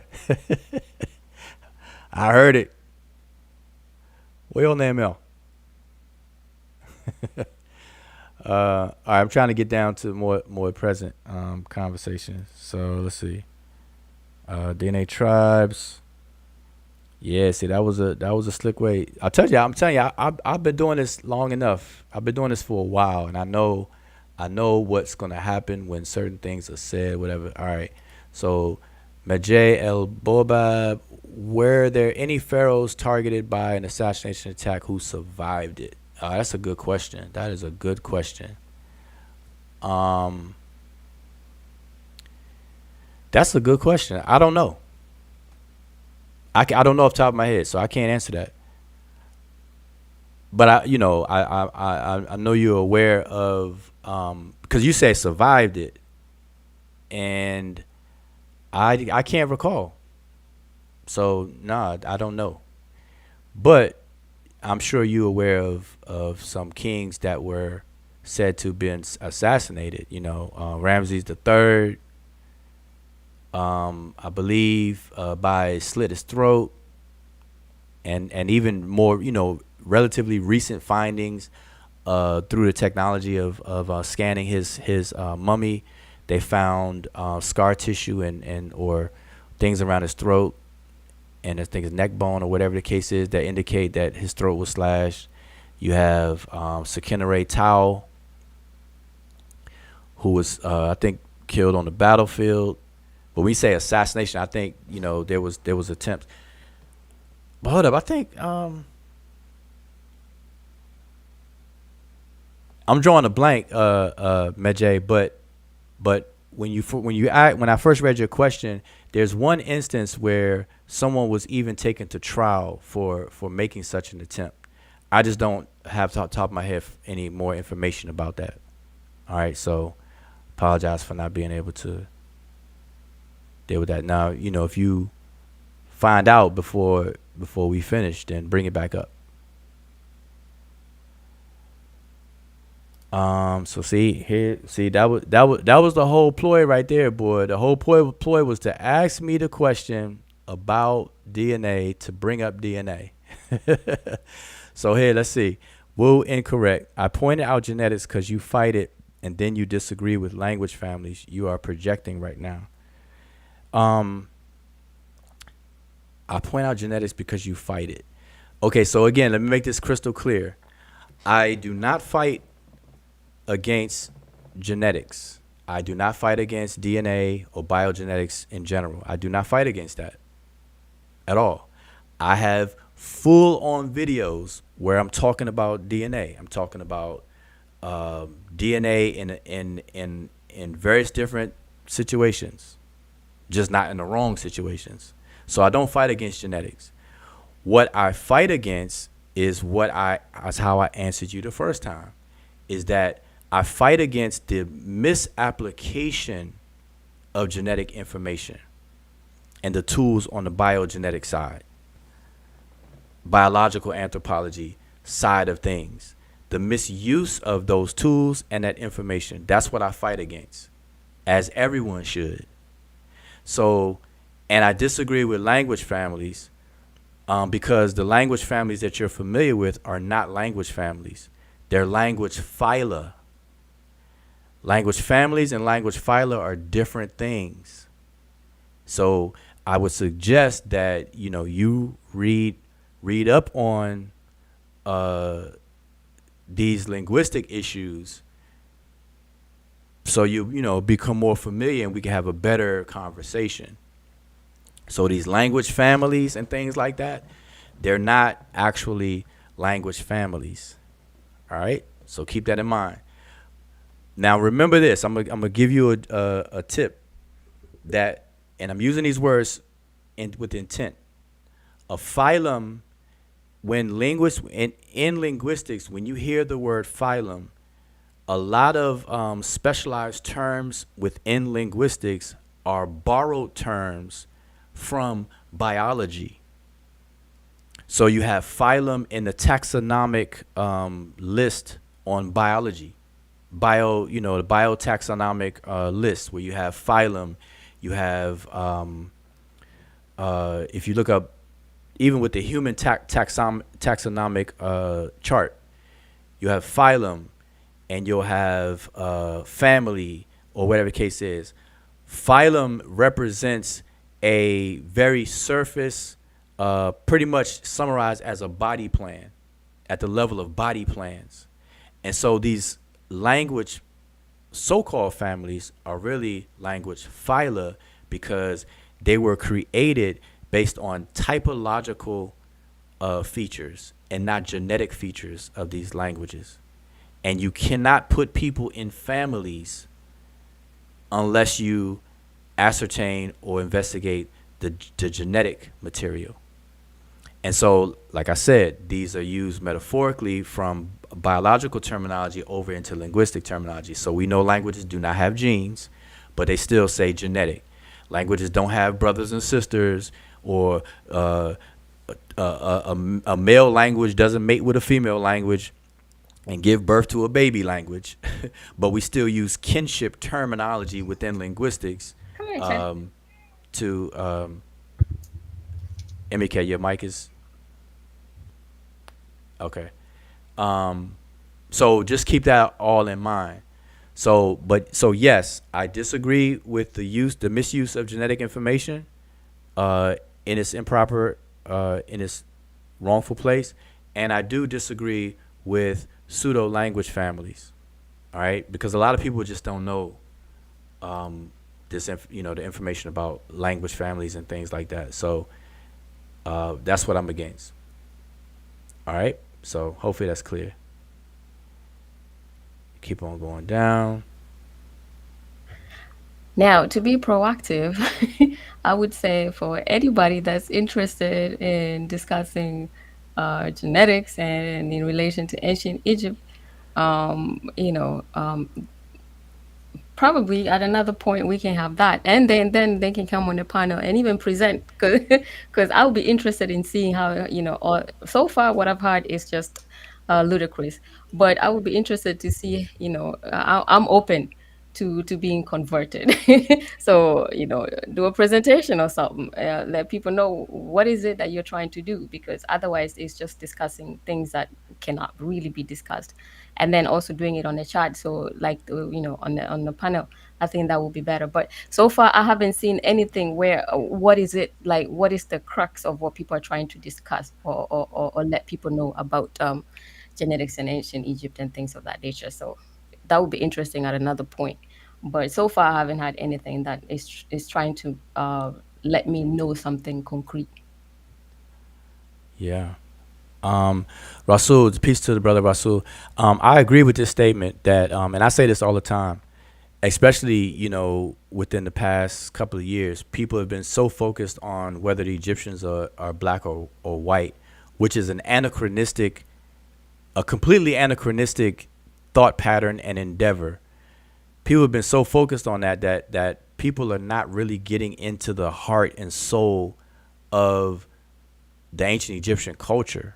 Like, what were these people about? Like, people are so worried about what their opinion is of them today, whether they're black or white and whatnot, in the modern social construct sense, that they don't even probe or get into the nitty gritty of what these people were about.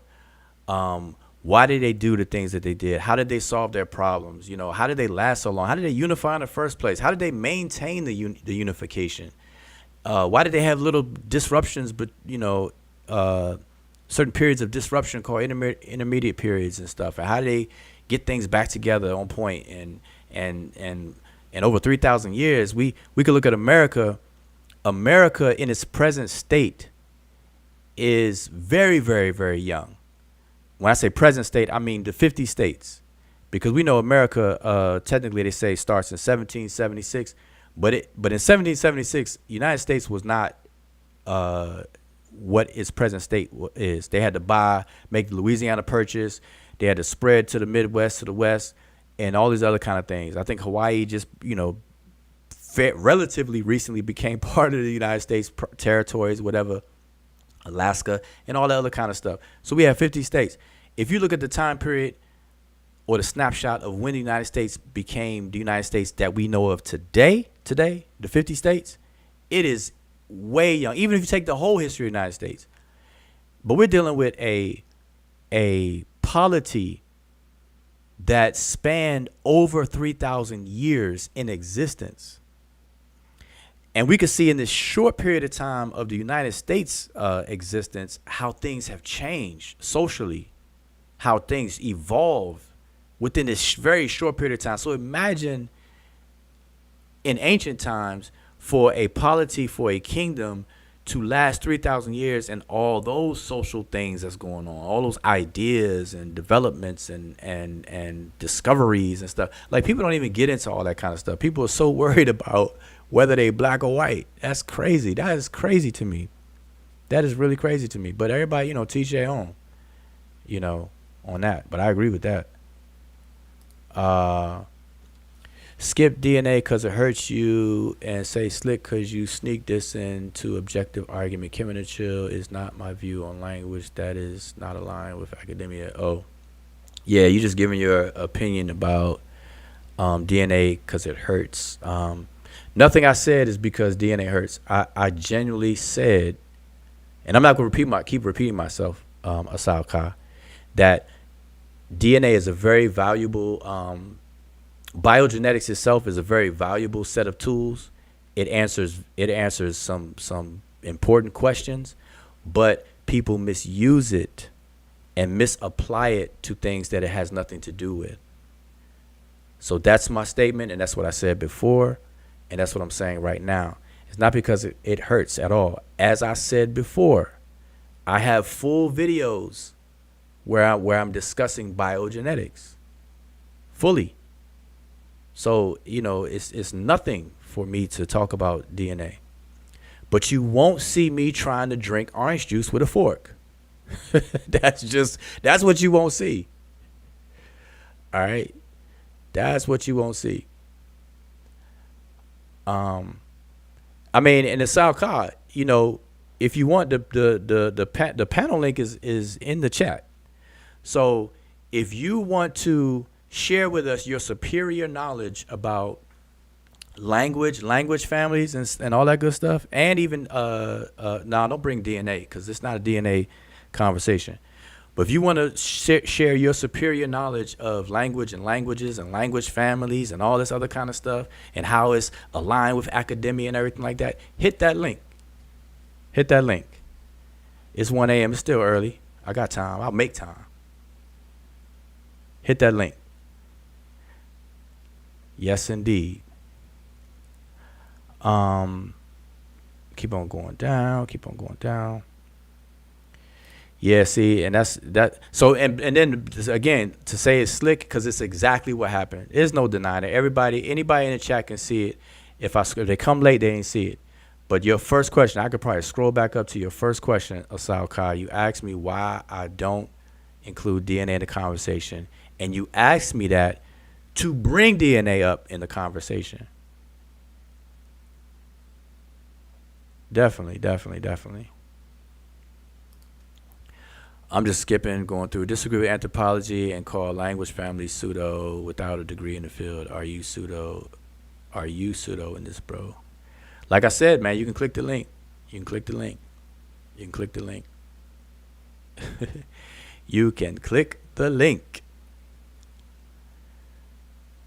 Anytime.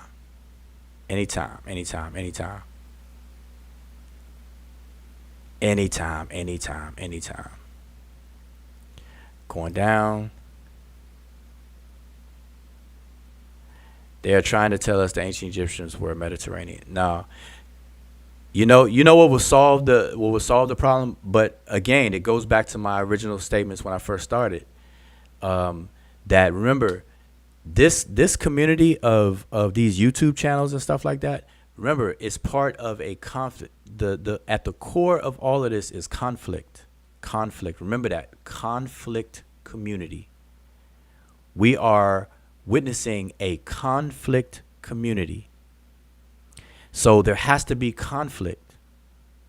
And no, people are not really interested in solutions and moving forward. People are more interested in the conflict and to highlight the conflicts because that's what this community lives off of. If you don't like that term conflict, when I say conflict community, for right now, that's just going to be too bad. Swap that term for a different term that makes you feel comfortable. But one thing you will never, ever be able to deny or refute is the fact that the majority of the conversations that you witness on these YouTube streets across multiple channels, even in the Facebook groups that we're all familiar with, is debating, is at the base of it, arguing, adversarialism, combativeness. And every now and then it gets really, really ugly, real bad to where it turns physical or it turns threatening, and people just talk about people outside the side of their neck and stuff like that. Everybody witnesses this. but it's almost like an elephant in the room that people don't want to address. I've been very vocally uh, addressing it for a very long time. People don't like that, but as far as I'm concerned, that's just too bad. It really is, but it is what it is. Um, and I'm saying all of that to say on this comment, Mr. Metro. I'm saying that because the solution is to simply call the ancient Egyptians ancient Egyptians. That's it. Or an equivalent. Call them what they call themselves and keep it moving. That's it. That's all people have to do. Do you understand how solution based that is? Like what that would do? The ancient Egyptians referred to themselves as the Remech. I did a whole entire video called the Remech on this channel, so y'all could go check it out. The ancient Egyptians called themselves the Remech. We know that they didn't call themselves ancient anything, and we know they didn't refer to themselves by the word Egypt or Egyptians, but they did call themselves the Remech, and that's the assumed. That's not even assumed. That is the standard accepted way to pronounce that word, Remech. We don't know the vowels in between those words to say that it's historically accurate pronounced that way, but that's the close that people can come to Remech. If we just call the ancient Egyptians the Remech and leave it at that, we don't have to worry about if they are white or black or Mediterranean or supra-Saharan versus sub-Saharan and all this other stuff that people like to argue about that don't go anywhere. Because here's the next question then. If the ancient Egyptians are Mediterranean people, like let's say somebody walks into the conversation and says ancient Egyptians are Mediterranean, and I say you're right. Next. Do you understand the gap of silence it would be after that? When people do that, this is what people are expecting. Somebody will come into a conversation, such as a person like Chief X. They will come into a conversation about Egypt and inject that the ancient Egyptians were Mediterranean people. The expectation is for somebody to say, no, they weren't. They were blank, blank, blank. And then sparks an argument. But the moment you say, yep, it kills it. If somebody came to the conversation and said ancient Egyptians are Mediterranean, I'm going to say, yep. And watch how silent the conversation get. Or how quiet they become. Because it'd be like, okay, yep, and? The ancient Egyptians are white. Yep, and? The ancient Egyptians are purple. Yep. Next. The ancient Egyptians are black. Yep. Next. It will go quiet because you will just have killed their content creation. Because people really just argue this stuff for content creation. Like basically that's what it is.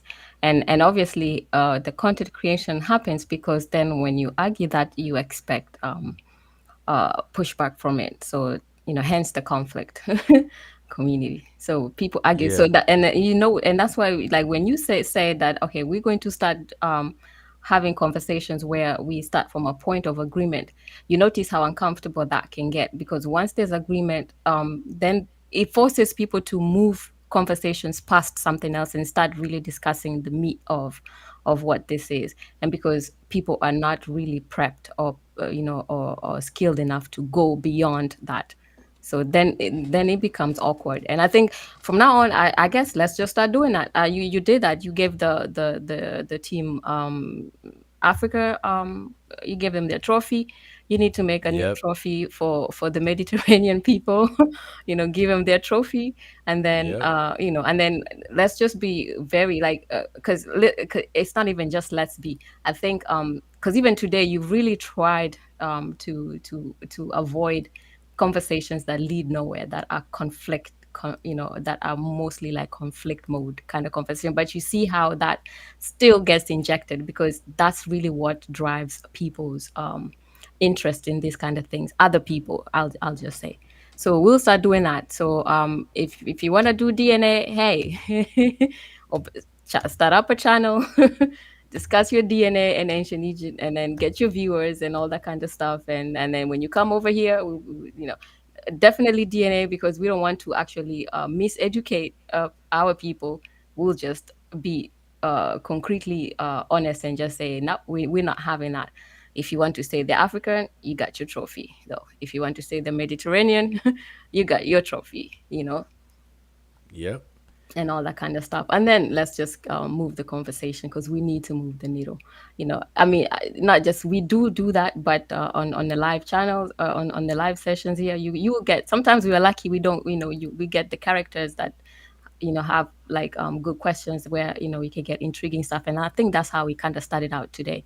And then Asal came in, and I was hoping that he would come on the panel, because the back and forth on the chat, I think, doesn't drive a good conversation, especially when you're trying to discuss something complex. So I would just suggest, if you have a stance, get on the panel. That's why we put the panel link here, because you could actually have something good out of any disagreement. There's always some nuggets to learn from. So try to get on the panel, and and then share what you have, and teach, and ask questions, whatever. If you're not teaching, if you're asking questions, just get on the panel. Otherwise, I think we're gonna have to start putting a long leash on this kind of stuff, though. Yeah. All right, so let's keep on going down the list. Miss Metro, it's on the Mediterranean. Yeah, Egypt is bordered on the north side by the Mediterranean Sea. Yes, indeed, it definitely is. It's bordered by the Red Sea. It's bordered by the what you call it, and the Mediterranean Sea at the top. So definitely. Is Mediterranean an ethnic group? No, it's definitely not an ethnic group. Mediterranean is a sea. It's the name of a sea. And see, what happens is anything that's shared by disparate groups of people. So you have specific or distinct groups of people, right? If these distinct groups of people all share something, for whatever the reason is, there is going to be some engagement among the people, among the different people, the distinct people. And that's going to create a shared experience in some form or fashion. Hands down. It's just what it is. And it's always like that. So the Mediterranean Sea, if it's shared and utilized and whatnot by distinct groups of people, then the use of it and whatever comes out of that engagement is going to be shared among those people. And so this is what people are should be referring to when they try to say things like the ancient Egyptians or the ancient Egypt was a Mediterranean culture. They only mean that in the sense that it's bordered with the Mediterranean Sea, and there was engagement from other people who share the border of the Mediterranean Sea. But if you look at the ancient Egyptian texts from the people themselves, and you allow the people themselves, who are the Remech, if you allow the Remech to speak for themselves, which we all should, they did not focus on the Mediterranean Sea.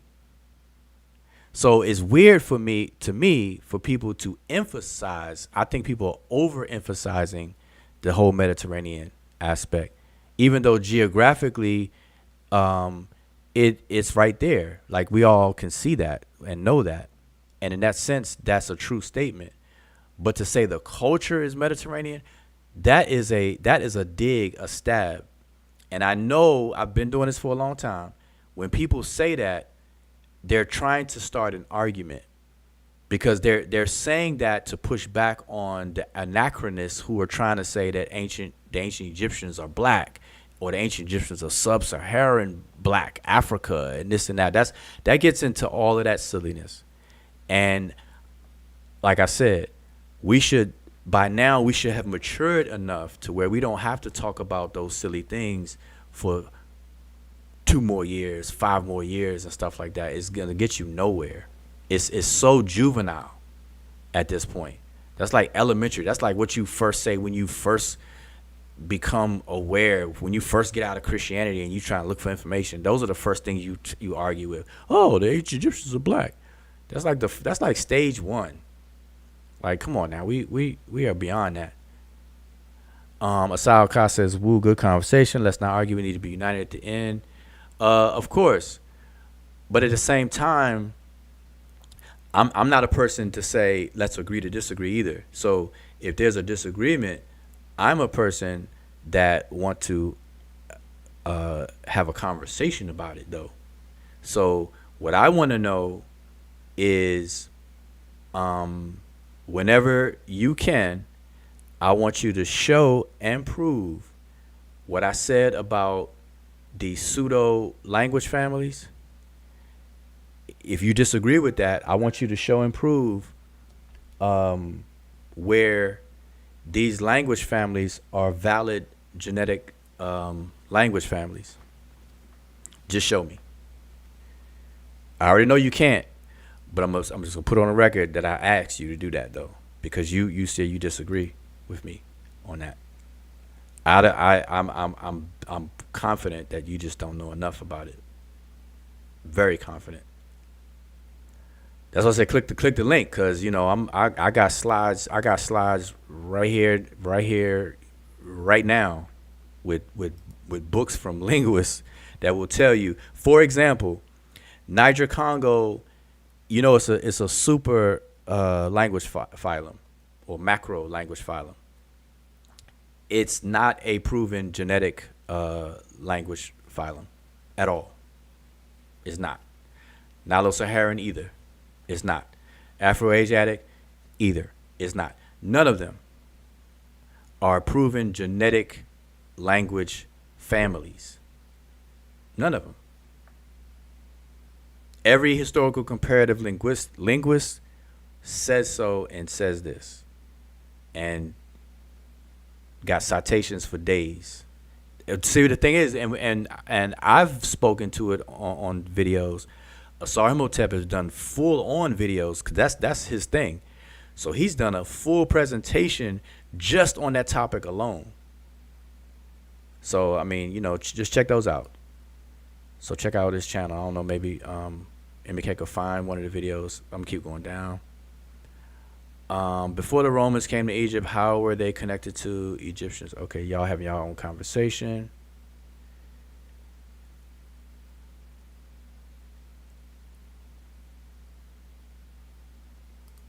Okay, he said superior. Forget link. Let's do it at a university sanctioned debate or else. Nah, it will never even reach a university, because I could show you a list of probably about 10 textbooks on linguistics that will say what I'm saying. So why would it get to a university as a debate when I'm already saying what the universities are saying? It's like you who disagree would have to show something. And I welcome it. Just show it. Just send me an email with the information. Share the information. I'm not saying click the link to debate. I'm saying click it to share, because in the chat, in the comment section of a YouTube video, I mean, you can't really rock out in that. So I'm just saying click the link so you can share your screen, share some citations, share some stuff. That's what I said. Share it. I always want to learn. You might know more than me, so and I welcome stuff like that. They want ancient Egyptians to be West Africans. Yeah. You know what? But Rasul, people want ancient Egyptians to be everything but ancient Egyptian. Like I said, think about this, y'all. If everybody simply called the ancient Egyptians what they called themselves, Do you understand how quiet the conversations would get? Everybody's arguing over what they think the ancient Egyptians are, when the ancient Egyptians just say what they are. They tell everybody what they are, who they are. Their whole entire culture is documented in thousands upon thousands of papyri and temple things, and that's, and that's a whole lot, and that's not even everything, because everyday life down to the nitty gritty, stuff like that wasn't preserved.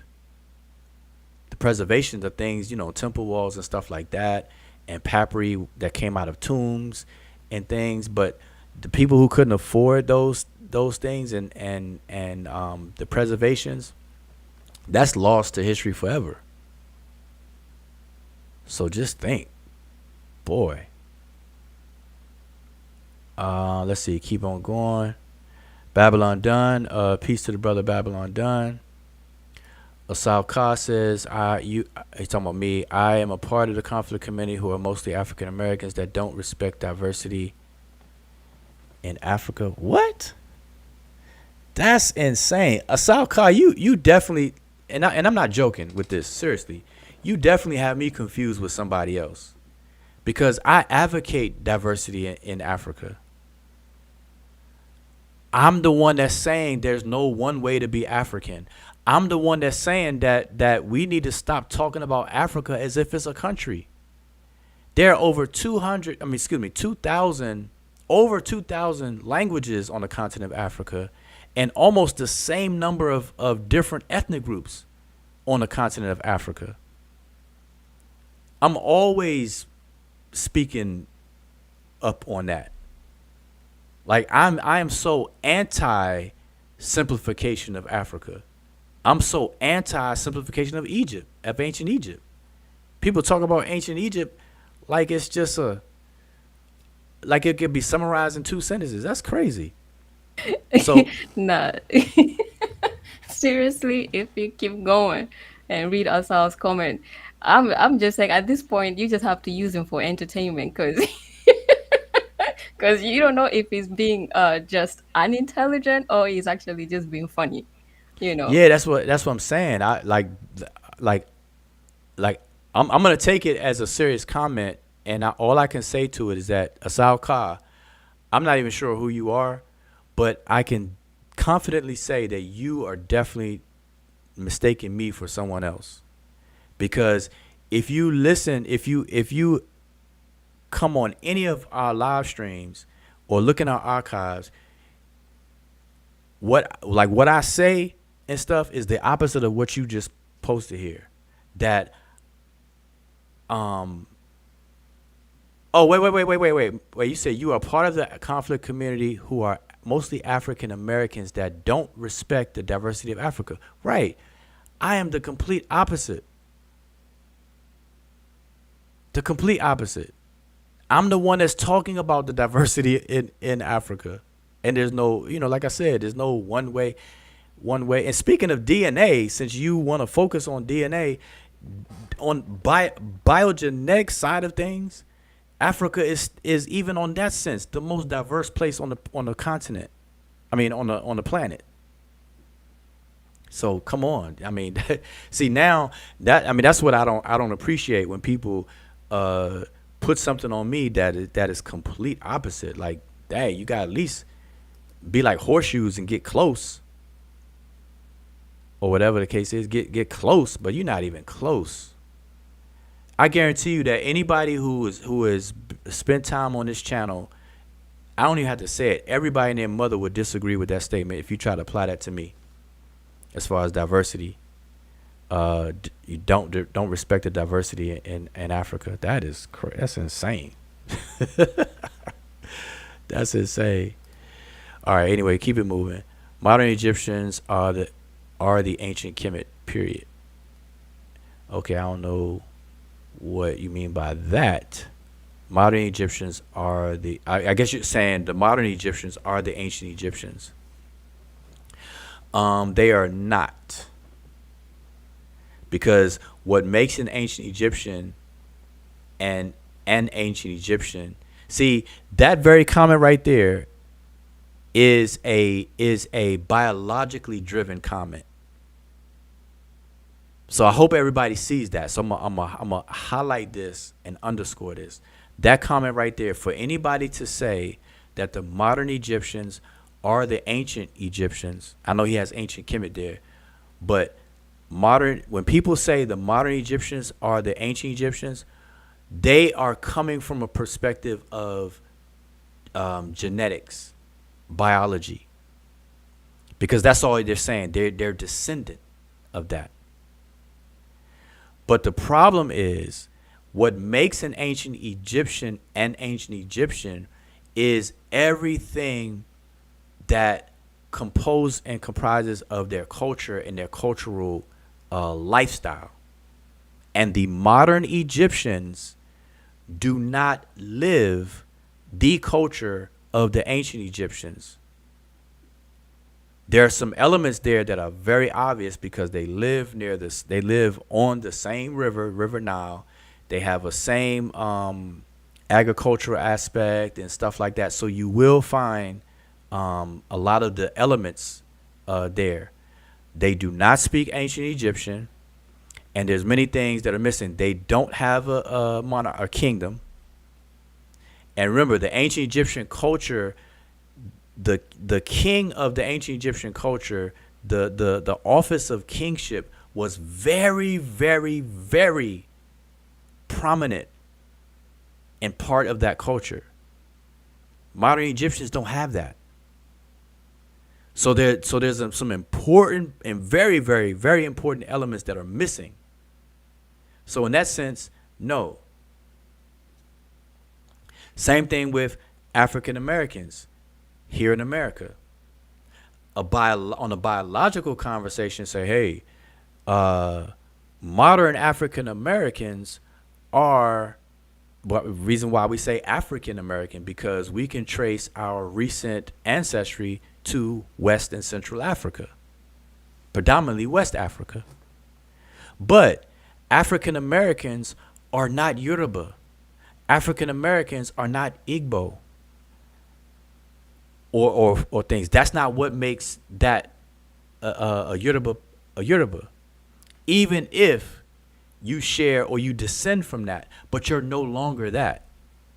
Because what makes a Yoruba person is outside of being descended through biology or through DNA. And it goes back to my very first statement or question asked, why do I exclude DNA out of this conversation? That's the very reason why, because people don't know how to draw the line. They don't. I have friends who have gone to 23andMe, done their DNA, got it analyzed, got the information sent back, and they'll come back like with 65% of their DNA shared with Nigeria, right? The Nigeria segment of 23andMe's database and whatnot. And then they'll say things like, I'm 65% Nigerian. I'm like, have you ever been to Nigeria? Do you speak any Nigerian language? And so I ask these questions and more. It's a list of questions or things that I say and ask people just so they can know where to divide that line at. So they could properly say that, no, you share 65% of your autosomal DNA with a genetic population that overlays the country of Nigeria. That's what that's telling you. It's not telling you that you're 65% Nigerian. Because what makes a Nigerian is a whole list of things that has nothing to do with you. You don't speak Yoruba. You don't practice any Yoruba traditions. You're not under Nigerian government. You're not part of their engagement, their social fabric, their social structure, none of that stuff. You never set foot in Nigeria or anything. You have nothing in Nigeria is influencing you except for the 65% of your autosomal DNA biologically is influencing you, instructing your cells to do X, Y, and Z on a biological level. That's it. Anyway, let's keep going. Man, I'm way behind then. I'm seeing y'all still talking about Chief X being wrong about Mediterranean. So let me go on down. Okay, hold up. It says university debate is my preference over YouTube. You laugh at academic research. Why would I play at elementary gym over NBA court? Wait a minute. I laugh at academic research. That's what I'm saying. Asal Khan, you definitely have me mixed up with somebody else. Like I'm gonna pretty much kind of stop addressing these because this is like really, it's kind of getting crazy. The accusations you first, the accusation was that I'm part of African Americans who don't respect diversity in Africa. That's insane because I'm the complete opposite. Then you say I laugh at academic research. That's insane because I'm the complete opposite. The complete opposite of that. Totally. What I laugh at is people who treat ChatGPT like ChatGPT is God, like they're doing academic research using ChatGPT. That's what I laugh at. I laugh at people who try to bring up DNA conversations when we're talking about social issues and cultural issues through cultural anthropology. I laugh at that, but I don't laugh at academic research, scientific findings, or any of that kind of stuff. You won't find me doing that. Keep on going down.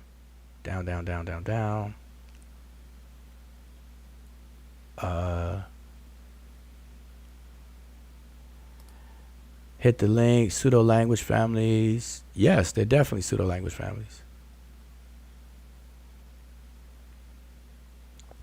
Okay, Asal Ka, since you don't want to hit the link, but you're still here, right? So Asal Ka, here is a question to you. You asked me a question when you first came in about the DNA stuff, and I answered it, right? So I'm gonna ask you a question about language families. So Asal Ka, here's my question to you. How does one, such as yourself or anybody, a linguist or whoever, how does one determine if two or more languages are genetically related? How does one do that? That's my question to you. I'm going to repeat it to you. How does one determine that two or more languages are genetically related? To be able to call them, to be able to put them within a family. That's my question. So I'm gonna keep on scrolling down, and by the time I get to it, you'll answer that.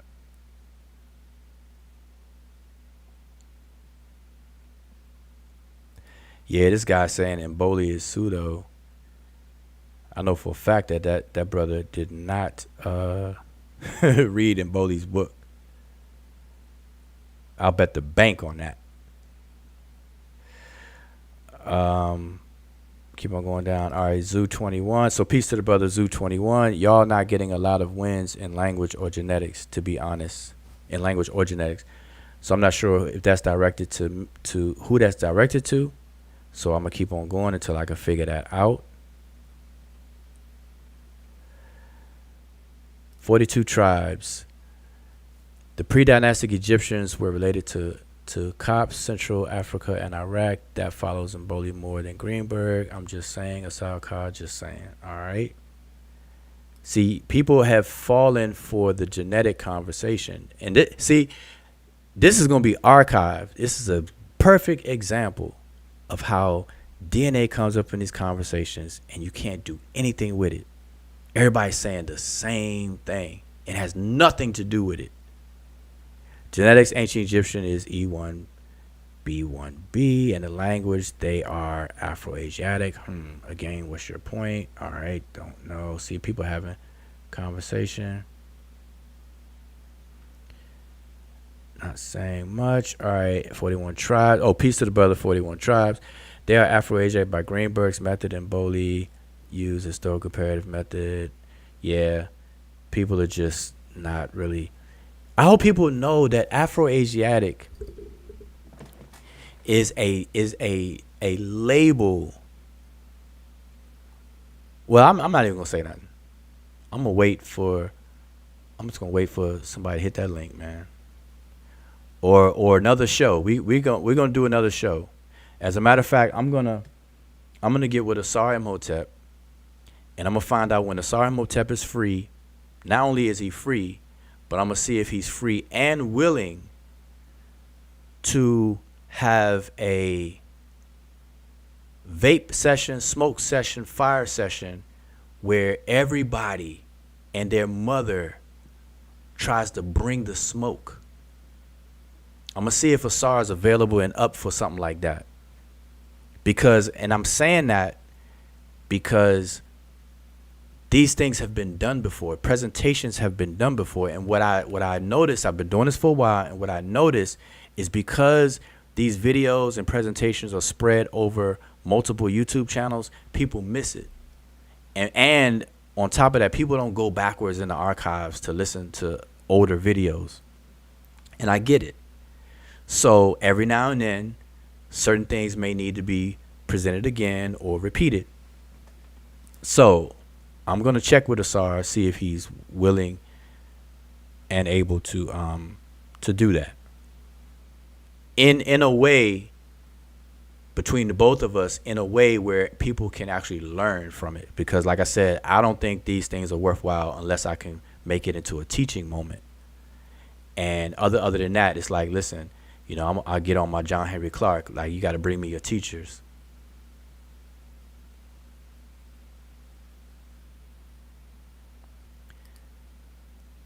Oh, he said, "Why I sound like Wu saying Asar M. Ka?"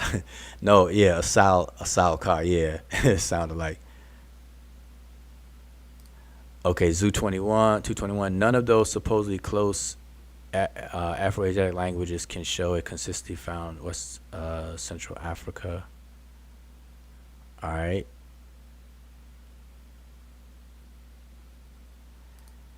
Okay, so Zoo 21. Okay, so y'all having a conversation. I'm just trying to follow y'all conversation. That's what I'm saying, boy. A lot of times the chat will grow its own legs, boy. Okay, 42 tribes, and y'all are adding each other, so I don't even know. So I'm getting in y'all business. Listen, let's reorientate this conversation now. Let's reorientate. Now, this is an open discussion. So true, open discussion. Kemet and chill, open discussion. Pretty much anything is fair game. That if you can remotely tie it into Egypt, because obviously we're not talking about how wet is water or how to change a car tire and all that kind of stuff. We're not talking about the assassination attempt recently. We're not talking about stuff like that. So there is a range. When I say open discussion, people with common sense should understand that there is a range with that. I don't mean wide open. But let's kind of reorientate the conversation a little bit. I'm still going down. Nigerian is a recent construct. I'm trying to follow around. Sat 12. Okay, y'all are asking questions among yourselves. Salkai, you can take the genetic test of African American and show the region they came from, non or Northeast Africa. All right. I don't know what relevance that has to anything. Yes, I'm saying y'all are having a definite conversation among yourselves. Okay, Emicat is trying to bring some order. Forget trolling. The brother is just simply unlearned, all over the place, like a mad woman's custard.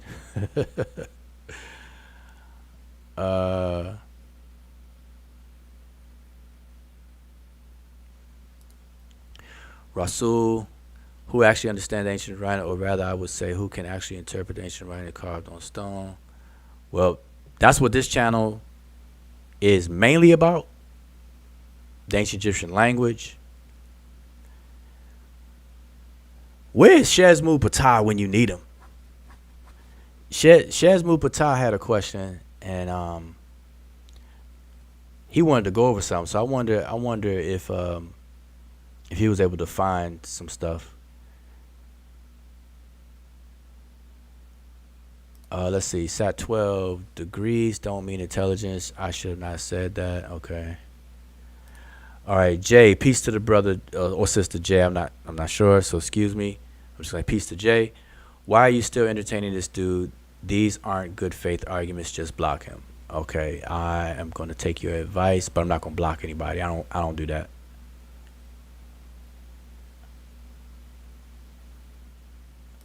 Okay, Zoo 12. Mboli's work is being discussed in university on the continent.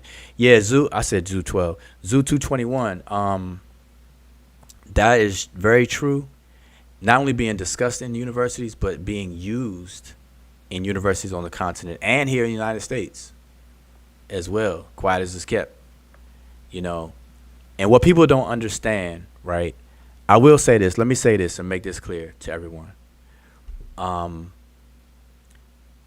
I'm gonna address a statement or question that I was asked, right? And I'm paraphrasing. I was asked a question as to Mboli, right? Why hasn't Mboli, or no, they said, why didn't Mboli write in a journal instead of doing his book? Something along those lines, right? I was asked that question twice by two different people in obviously two different ways, right?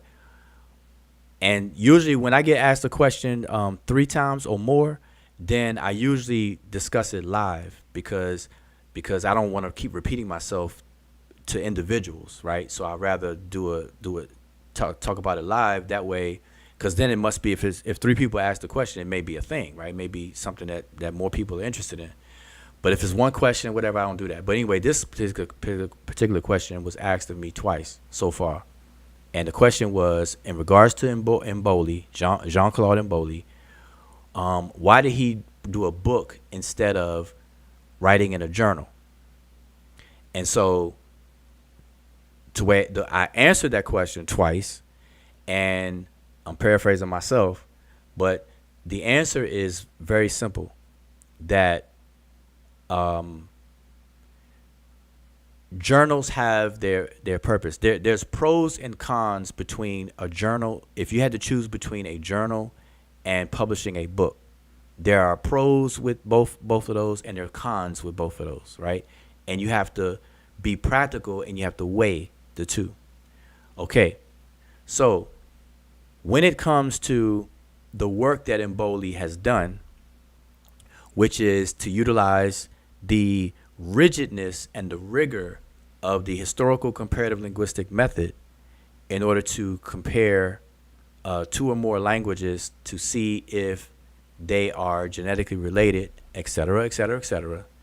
It takes a whole lot of data to document and show and display. And it just comes with the nature of doing that kind of work.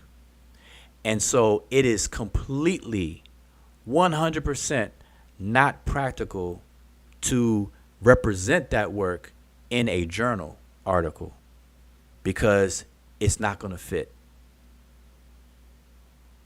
Journal articles, usually articles, when they call for papers and they call for articles, or you try to submit a paper to a journal, they usually come with limitations and other requirements. And to do historical comparative linguistic work, it takes up too much data. It's too much data to represent and to show and document for it to practically be a journal article. You can't do that. Not at the level of what Mboli is actually working on. Now, if let's say if I was to work on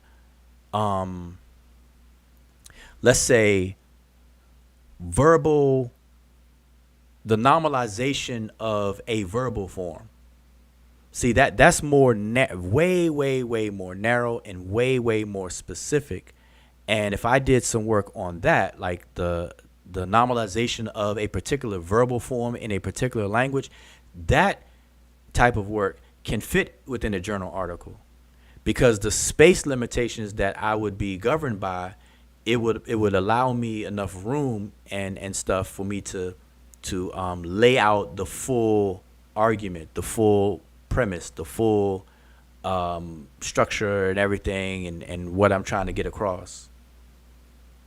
So people have to keep it in mind, and in academic setting, scholarly setting, people who do that kind of work, they know this, and it's only people who are not too familiar with it that will not know the difference, or to remove the practical aspect of books or journals. So when things like that are done, people will write books, and this is another reason why when people become PhD candidates and they write a dissertation and they have to defend their dissertation to successfully defend its dissertation to receive their PhD degree and everything, that's why they don't put their dissertations in journals or in journal articles, because dissertations like way exceeds what a journal article can hold. People's dissertations be like 750 pages plus 1,000 pages and so on and so forth. Even if they didn't double space, have a double space for each line, double space their lines, it would still be a whole bunch of things, because you have to lay out, you have to show your literature review, you have to show your methodology, you have to show your research question, you have to show, the work itself and all this other kind of stuff. It is not practical to fit inside of a journal article. So what people do is they take one small specific aspect of something and they'll write an article about that. So just keep all that stuff in mind. I'm only saying this because I was asked that question twice when it came to Mboli, and because Zoo 221 mentioned Mboli's name, I figure I share that. There's no way Mboli would ever, in the wildest imagination, fit 600. Let me see. I got his book right here. Both books. He got a new book published this year, 2024. He has 10 years apart from each other. This book is 630 pages. There's no way you're not gonna find a journal article that's 630 pages.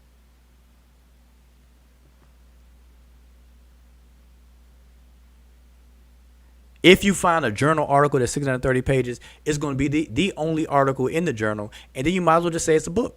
I mean, God dang.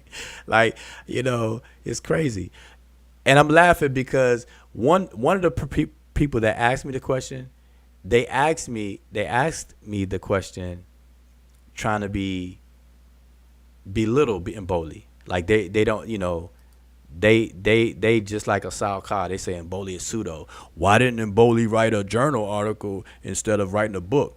Journal articles is where the academic get it peer reviewed, and is where all the academics go and stuff like that. They were trying to come off like that. I'm like, look here, man. They just don't understand at all. And I know it's gonna come up again.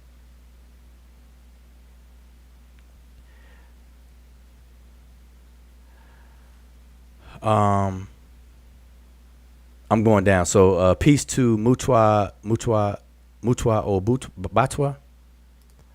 Peace to the brother. It matters a lot that ancient Egyptians were black. Okay. Maybe that's explained further down. Let's see if there's any more comments about that. It matters a lot if the ancient Egyptians were black. It obviously does to some people, definitely. So I agree that to some people, the Egyptians being black or not is the end all be all for them, boy. That's a very important thing for them. Yep. So I definitely understand that. Boy, I'm way behind. I'm just gonna go ahead and try to speed through this. Speed through. Yeah, y'all having a conversation among yourselves. Yeah, I think I saw a good question. Yeah, direct me to it because I'm. Hold up, Jay says why? Oh, no, I'm sorry. My cursor, it flipped it back up. I thought I was way behind, but I'm not. Yeah, Mika says Asar's not scared. Nah. Asar, you know, Asar has done presentations on that stuff already. Definitely. All right. 42 Shot says, Mboli's book was a workbook. A journal is too little. Exactly.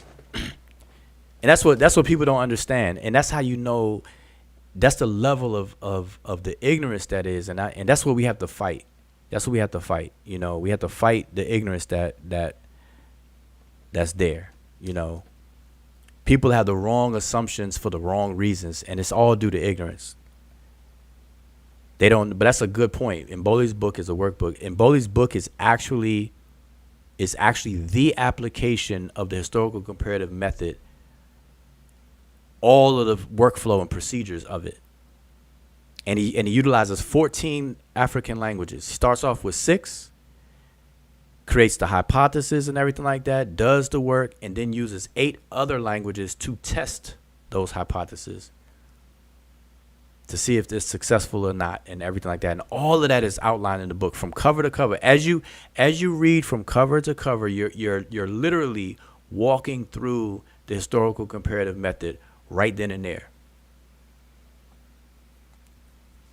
So it's like a textbook for the historical comparative method, but utilizing real African languages for real research purposes, research questions. It's not just hypothetical exercises that you may find in textbooks and things like that. It's real actual work that's utilizing the method. Unfortunately, it's in French, and which is why a lot of people just have not read it, which is cool. But for the life of me, I don't understand how people can have an opinion about Mboli or his work without ever reading the man's book. That is the most insane thing I've heard in a long time. Majay Abujao, have you read the text instructions of Amenemhat? Yes. If you didn't already, please do. Trust me, you won't regret it. Fun facts: Amenemhat's mother was a Nubian woman. I'm just saying. Okay, yes, I've read it. So yeah, maybe we can build about that on another show.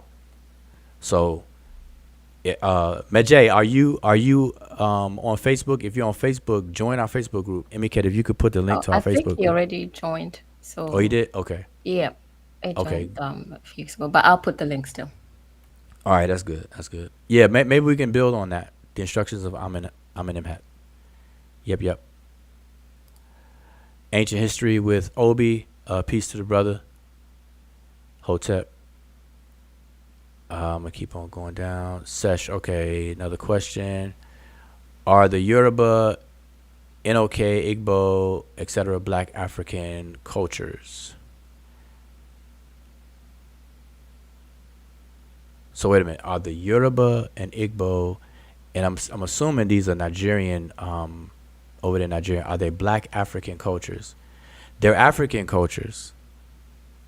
So if you're asking me that question, my answer to that question is they are African cultures, and they're only African cultures because those cultures are domiciled on the continent of Africa. But the Yoruba culture is the Yoruba culture. The Nok culture is the Nok culture, and the Igbo culture is the Igbo culture. I prefer and I advocate for people to use the terms for what they are.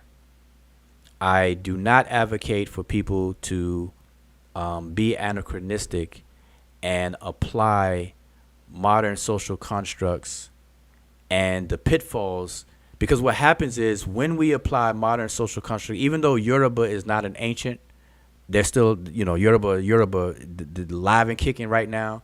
Igbo is Igbo, live and kicking right now. We're not talking about them in terms of being ancient. In that sense, it's not anachronistic to apply the modern social constructs because these people are contemporary with us right now. But the problem with that is that the pitfalls of the social constructs will transfer over to them. And it should be our duty to protect that. from that happening. See, we're a victim of the modern social constructs and how it has been used. We shouldn't transfer that over to people who, it wasn't, that it shouldn't be a part of. And so that's why I advocate not to use these constructs in that sense. It is always better. And see, academia is moving in this direction. Even in the medical field, they are slowly, but they're doing their best to do away with racial descriptions in relation to medicine and stuff like that. And in anthropology, there's pretty much a 100% consensus among anthropologists that, especially biological anthropologists, that race has no biological reality. There's no biological reality for race. And it takes a while for this to trickle down in terminology and descriptions because for so long people have been describing things in terms of race. So they'll say, even in the medical field or whatever the case is. So in short, go back to your question, are the Yoruba, Nok, and Igbo Black African cultures? They're African cultures. And individually, I think it would be better to refer to Yoruba culture as the Yoruba culture, Nok culture as a Nok culture, Igbo as an Igbo culture. Being African culture just because they're on the continent, that doesn't say much. All right. So if somebody were to say that to me and tell me that, I mean, I know what they're talking about. So, you're not going to see me kick, fuss, and fight about that. But that's going to lead you to a dead end. It's not very informative. And to me, I think it's young in the maturation process. We need to be referring to these things as they are. And it goes back to what I say about the ancient Egyptians. Call the ancient Egyptians what they are. Just call them by their name. Call them the Remech, and let it be that.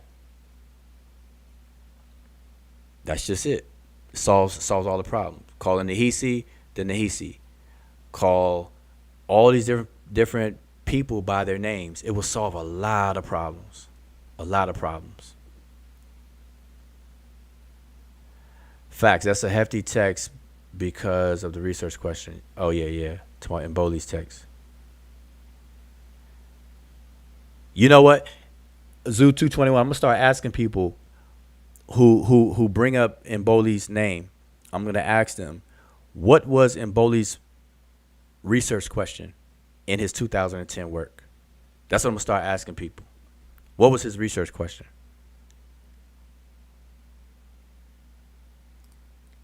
Yes, indeed.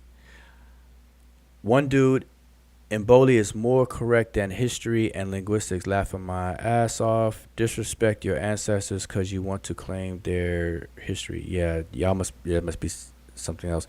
But to the first part of this comment, one dude, Mboli is more correct than history and linguists. See, I will bet the bank. I will bet all the banks that Asal Ka, you have never read Mboli's work at all. And on top of that, you're not informed at all about linguistic issues in historical comparative linguistics and the scholarship about it. I know this for a fact because anybody that make that statement that you did, it's a reflection of pure ignorance. Pure ignorance. And Mboli has a section in his book quoting linguists who are talking about these language phyla, the African language phyla. The Greenberg and his followers, and so on and so forth. Citation after citation after citation. So for anybody to say Mboli is one person who is saying this or saying that is just straight up and down ignorance. Straight up and down ignorance. I could show you a linguist who calls Greenberg's classification, or his method, I should say, his method is no different than astrology. And we've gone over this so many times. But I'm gonna go back to the Jay. Jay said, "Why am I entertaining that?" So let's see. I see blackness in antiquity and don't expect to agree with everybody. Yeah. See, there's a difference. Just on that point, there's a difference between people talking about objects being black or different colors and stuff like that versus black being an identity. And I think people don't understand the actual points that are made, that the modern social construct of race today is being utilized as an identity. People actually today identify as black, not knowing the history of all of that and the consequences of doing so. And like I said, I've been doing this for a long time. I used to do social experiments and stuff. I would ask people who'd say that they identify as black, ask them why. And when you start to unfold a conversation, people don't even know why. Or it's very, very shallow answers as to why they call themselves black. Because people don't call themselves black because they're the actual color black. And that alone should tell you, like, wait a minute, if I'm not using black as a descriptive attribute of myself, because I'm not the actual color black, then it must be for another reason. And where did that reason come from? Like, what's the history behind all of that? And I promise everyone that I'm gonna do a show on that. I just haven't gotten around to it, but I'm looking forward to having that conversation with y'all. Because of the Civil War, every time I log on the Facebook profile, I log on to my Facebook, I get asked crazy amount of money by my Sudanese siblings and friends. Hence why okay. That all right, I see what you're saying. Okay. All right, I see what you're saying. I forgot, MJ. Where are you located? Even without you being located there, your siblings from Sudan, when you log, okay, I got you. So you log on and everybody know you online and like, bloop, they hit you up. I got it. Yep. That was funny though, but hey, it's fine. Everybody's hitting you up for something. I get it. You know what, Major? I so feel you. This is why I log on to Facebook though, because I got family that I need to talk to on Facebook and whatever. But it is definitely one of the reasons why I do not have a WhatsApp. Yeah, WhatsApp, boy. WhatsApp is a trap. WhatsApp is a trap for anybody who has relatives in other countries. WhatsApp is a trap, boy. You get on WhatsApp, you get thrown in a group. I had to take WhatsApp off my phone. I had to delete that. People throw you in a group call quick. All of a sudden, middle of the night, because they're all the different time zones, middle of the night, 4 o'clock in the morning. You part of a group that's talking about something totally don't know anything about. So yeah. Oh, I'm in Switzerland. Okay, yeah. I get it. Yep. All right, so I'm at the bottom. So what else y'all want to talk about real quick? What time is it? 2:01. We can hang out for a little while longer. Besides DNA, it looks like language is an issue, and we can get into language, but not DNA. But this whole thing about language families, I don't get it. I don't understand.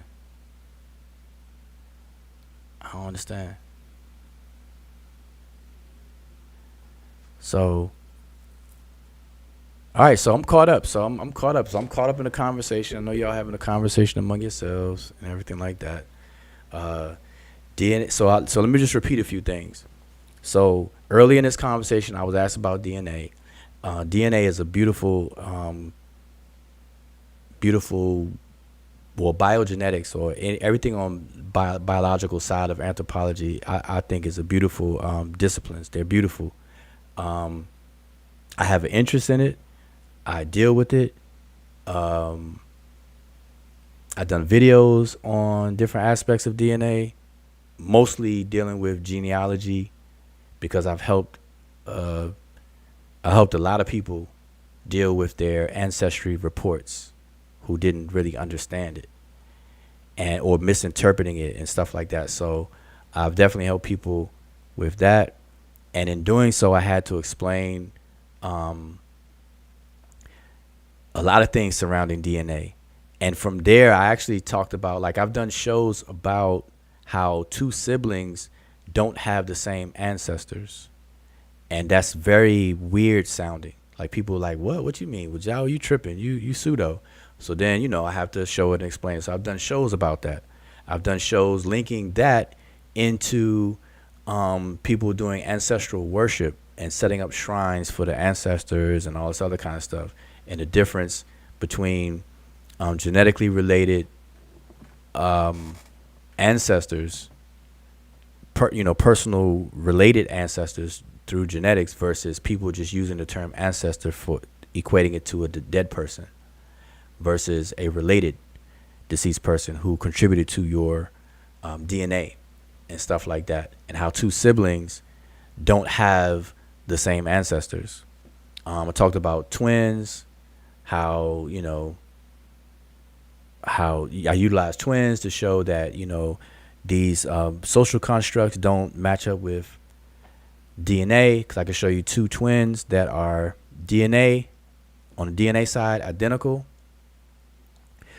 but socially in the social construct, two twins could be put in two separate different categories socially, just based on lookership. We've gone over that. I've gone over people's reports on their 23andMe on Ancestry.com. I've even helped people do genealogy in terms of connecting with their people on Ancestry.com, because Ancestry.com, actually, Ancestry.com, I don't know if they bought out or they were once a company called Family Tree, because there was a old software called Family Tree Maker, and I think it got bought out or whatever. But all I know is that Family Tree there was a software that's old that goes back to 1989, I believe. 1988, 1989. There was a software called Family Tree Maker.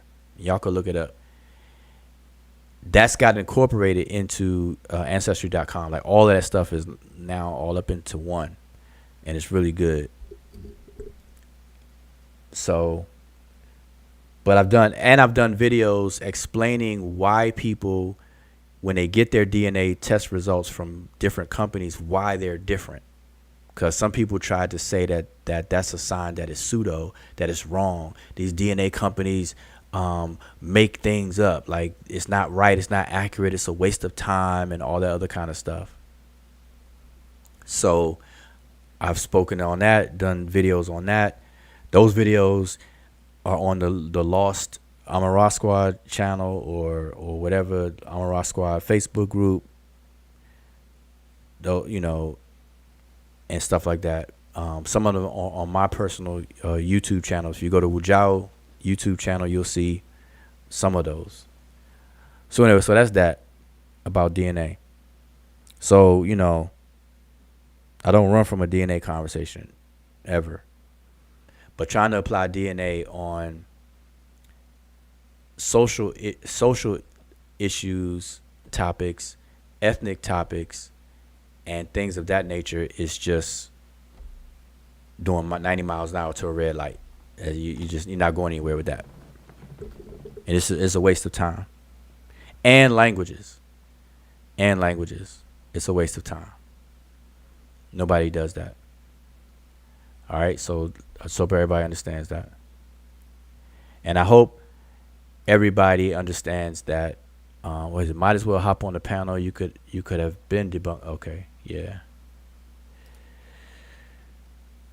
Zoo21, he says, oh no, Asal Ka says, let me take a step back with you. Academic research is with me, but if you got more data, let's get it. I am African, but not Egyptian. Okay. Yeah, Asal Ka, if when you say that you're African, that's very, very vague, right? Because Africa is a big continent. It's just a continent. And there's no identity called African. There's no substance with that, right? So you being African, if you don't mind, what is your nationality, and what is your ethnicity? So if you can answer those two things for me, I would appreciate it. Yep. So Majay says, would y'all, I think, oh, you gonna say something, MK? Oh, no. I think you will get to that. But I will say something after, because it was just something interesting I learned recently that I think will be kind of interesting to share with everybody, though. Oh, good. Oh, okay, because I didn't want to, yeah, but Now I'm at the bottom. I'm at the bottom of the comments. Well, let me just see what this is. Majay okay. saying, I think the Irish looking twin is a chimera's, meaning she absorbed her sister in the embryo. Okay, I think you're referring to something I showed before. Okay, Asal Ka, I could hit the link. It would be a bloodbath because he doesn't understand history, genetics, or archaeology. Wow. Plus, he disagrees with language following. Wow. So you want me to talk to someone who is biased? That's crazy. I That mean, is crazy. he's already talking to you. He's just talking from from the bushes in the chat. Yeah, So it's yeah, not like yeah, so you're already talking to Ujao. You just don't want to face him directly. And we know yeah, he got yeah, two yeah, toes yeah, down. yeah, yeah. That's crazy. Matter of fact, let me just switch over. Let me switch my. Go ahead, Mika. You were gonna share something. Yeah, I was just gonna say that. Cause while you share something, I'm about to go ahead and Okay. I was saying that because recently we've had some protesting going on in Kenya, and I'm not going to go into the details of that, but because it's something that that was really really major, that the point where the wins that the protesters have gained was that it was so enormous that it's kind of like a discussion on the continent. And I think that's the first time I actually realized, maybe it's not the first time, but it's the first time that it was very concrete for me, that I realized that actually most people in Nigeria actually think that Kenya consists of it's a monolithic nation where it's like we have one kind of people, one ethnic group. And I understood, and this was because of various discussions that were going on, especially on Twitter. So most of them say that we were able to unite and do things like that, that benefit gain benefits, from the protesting, because we get along, because we are one people, we are one ethnic group, as opposed to Nigeria where they have different ethnic groups. And because that was being said a lot, that's the first time I realized that people thought about that. And then I got into some of the discussions, and combing through it, I found out that because they consider that we have Kiswahili as a national language, they thought that that was the mother tongue of everybody. And looking at it, other places also, there was this, like, people assume that we look the same and all that. So we are one people. So all of that kind of tells you that sometimes people, like, you wouldn't even know that there are like over 45 different tribes in Kenya, or ethnic groups in Kenya, judging by that. Because if you actually thought that people look the same, because there is actually a Kenyan look. Like, I know most people will say I'm Kenyan quickly because of how I look. There is definitely a Kenyan look. But if you go by lookership, you probably lump everybody in Kenya, like thinking like everybody is from the same ethnic group. But that was the first time I realized that even on a continent, some people had the notion that even a country like Kenya consisted of only one ethnic group, because of how Kenyans look, and also because we have a national language.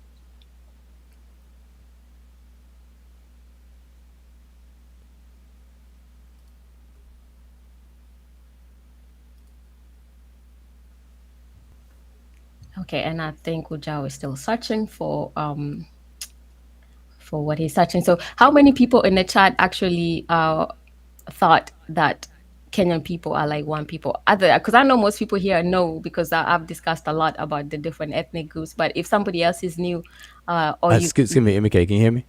yes, I can hear you. Okay, yeah, just keep on talking. I'm gonna have to actually restart because my computer, I got Okay, too many things open, and that's why everything froze up. I couldn't do anything for a second, but I'm gonna leave and come right back. So all just right, hold it no down. problem. All right, be right back. Okay. Okay, good. So, okay, so I see, yeah, Zoo, as he says, there's definitely a Kenyan look, and Mika says it's definitely a look. Yeah, so that's that, and I guess that's why you really can't rely on lookership, to tell you about a people, and all that, and even just outside of the look. I've also actually done my DNA test and got results, and it will still, where it would lump you, it would be very, very different from what from your culture per se. And to me, that's me understanding how that works is why I'm very insistent on people not trying to say to actually think that when it comes to language and culture, that it is related to genetics, because I am actually a walking exhibit. And not just me. This is also, I've seen these discussions on Facebook with other Kenyans, especially other Luo people from my tribe, that actually have started, taking their DNA test, because that's a thing that that people are getting to now, and it's good that even a lot of people on the continent are getting into that now. But I've seen the results that other people from my tribe have gotten, and it's kind of crazy when you think about it, because it will put you in different locations, even I'm even in West Africa. So that is actually crazy. That's why I always tell people, like, and when Wujao insists that you can't use genetics when discussing culture and languages, it's really like it that is something that I don't think a lot of people get, how that works. But for me, and also for a lot of Africans now, even on the continent, I think that kind of starts to sink in, knowing that, because um, having that access to DNA tests nowadays, that's good. But there is nothing in that that's going to tell me about my culture, or my language. And even the people that it linked me to, even when it linked me with other Kenyans, I got linked with other Kenyans from different tribes too. So that is actually very, very interesting. So I've learned a lot with this, and with what we discussed. That's why I really am very I'm emphatic on not mixing those things. And I did know that before, but just doing all these kind of things, and also interacting with other Africans, like I said, even of recent, is when I actually start to see how all these things work in real life. So yeah, just wanted to add that. But let's see what's going on. um Kenya is the home of 42 tribes and Kemet between. Yeah, we have 42 indigenous tribes. And this is like kind of because some tribes or some ethnic groups in Kenya are actually amalgamation. I think that's the right word, for different smaller ethnic groups. But then on the bigger level, on the larger level, it was 42 tribes. But now that has been expanded to more, with other smaller groups, standing on their own, and then also other cultures also being included. Like we had Indians, because we've had Indians, Kenyan Indians in my country, who were actually brought there because of with the colonizers for India, and those are Kenyan Indians per se. So now they are part of what is considered the tribes in Kenya. And then we also have more. I see Wujao is back, and he's saying something. So I'm a mute and a mute. No. Go ahead. I'm not certain if you can hear me. No, go ahead. I don't want you to interrupt, but I am back. Yes, can you say some?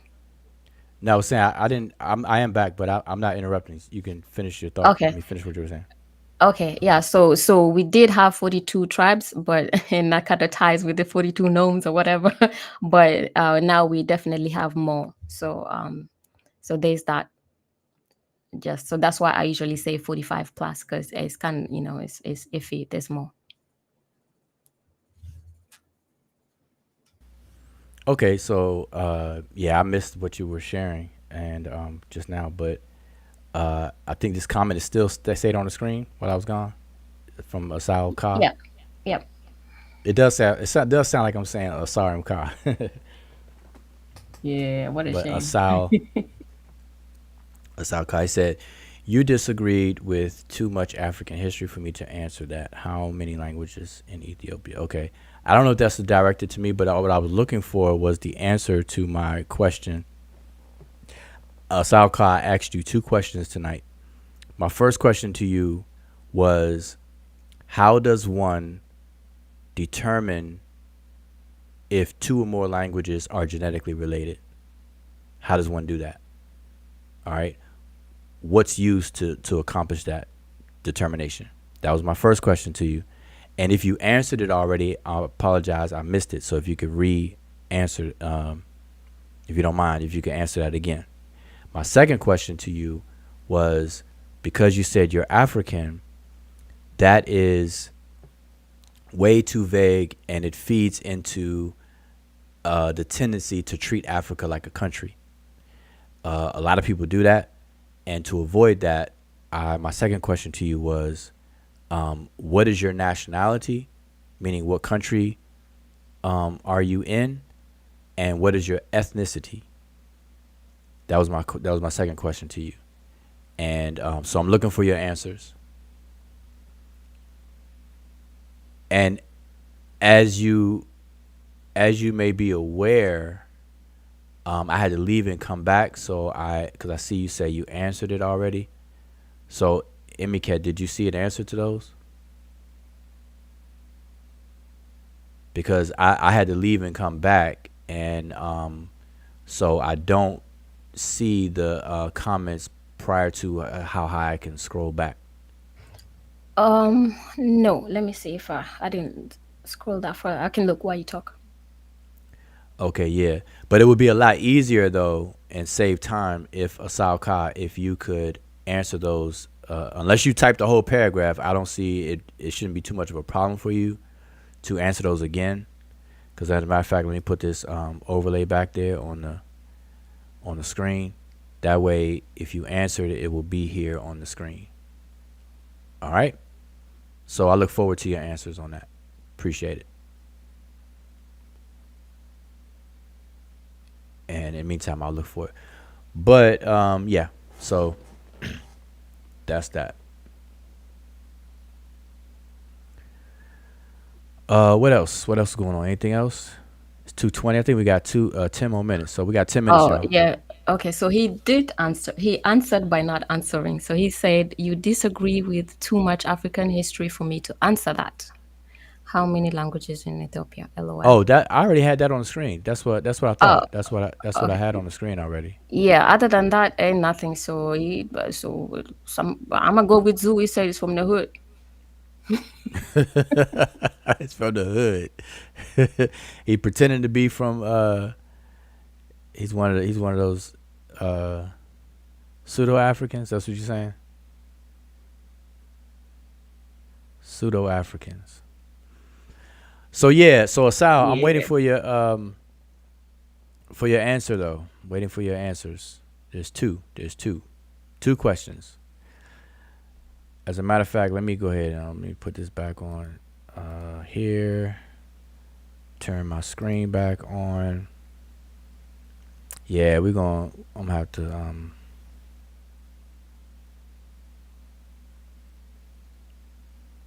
is it gonna pop up? Yep, there we go.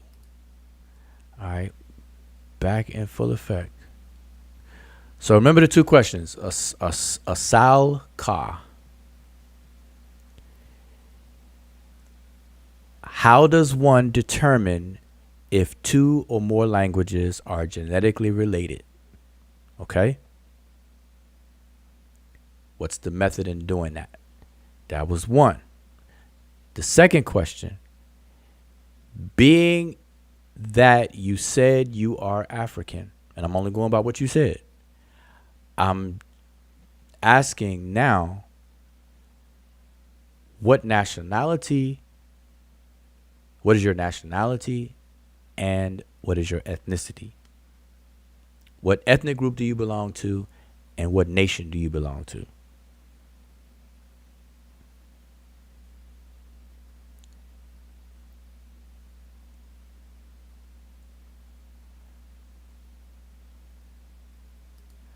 Okay, so Asal M.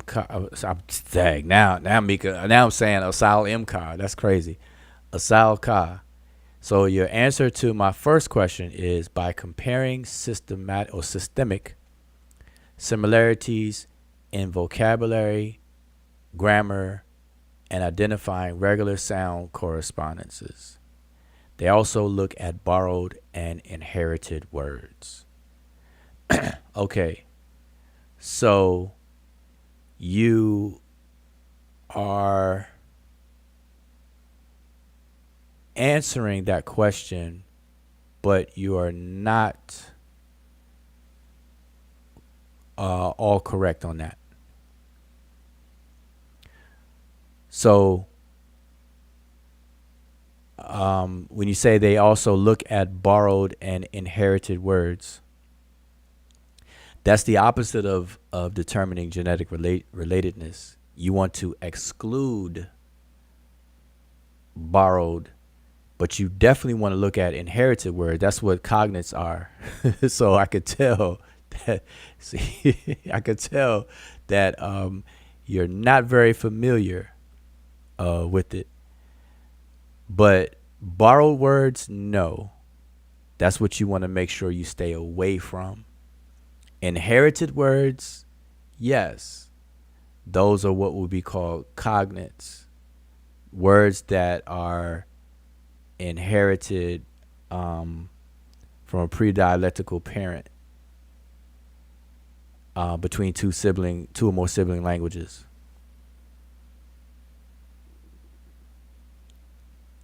So, asylum. Dang, I'm about to say asylum car. Asal Ka. I'm gonna give you the answer, because what you answered, I can tell that because you threw some things in there that's just not part of it. But the only way that one determines whether two or more languages are genetically related is by way of the historical comparative linguistic method. Period. It's a very simple answer. The historical comparative method. So Asal. Hey, see, I'm gonna blame Mika. Asal Ka. Do you agree with that answer? That in order to determine if two or more languages are genetically related, that one has to use the historical comparative linguistic method. Yes or no? Do you agree with that? Now, I see you said no, but I want to make sure, because you kind of answered that before I finished asking my question. So just let me know if you agree with that.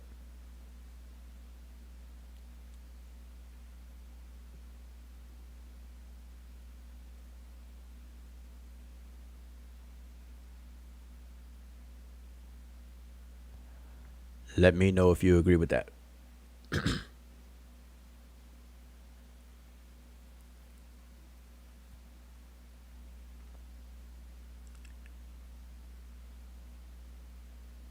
Asal Ka, let me know if you agree with that. And on the other question, you were saying you ask questions but don't respect me enough to read the answers. I said I didn't want us to fight, but you choose otherwise. So Asal Ka, correct me if I'm wrong. So me asking you, after you told us that you're African, after you disclosing that information to us, me asking you your nationality and ethnicity, that's fighting? That's crazy. Okay, so he says no. Okay, so he says no, he doesn't agree with me on that. All right.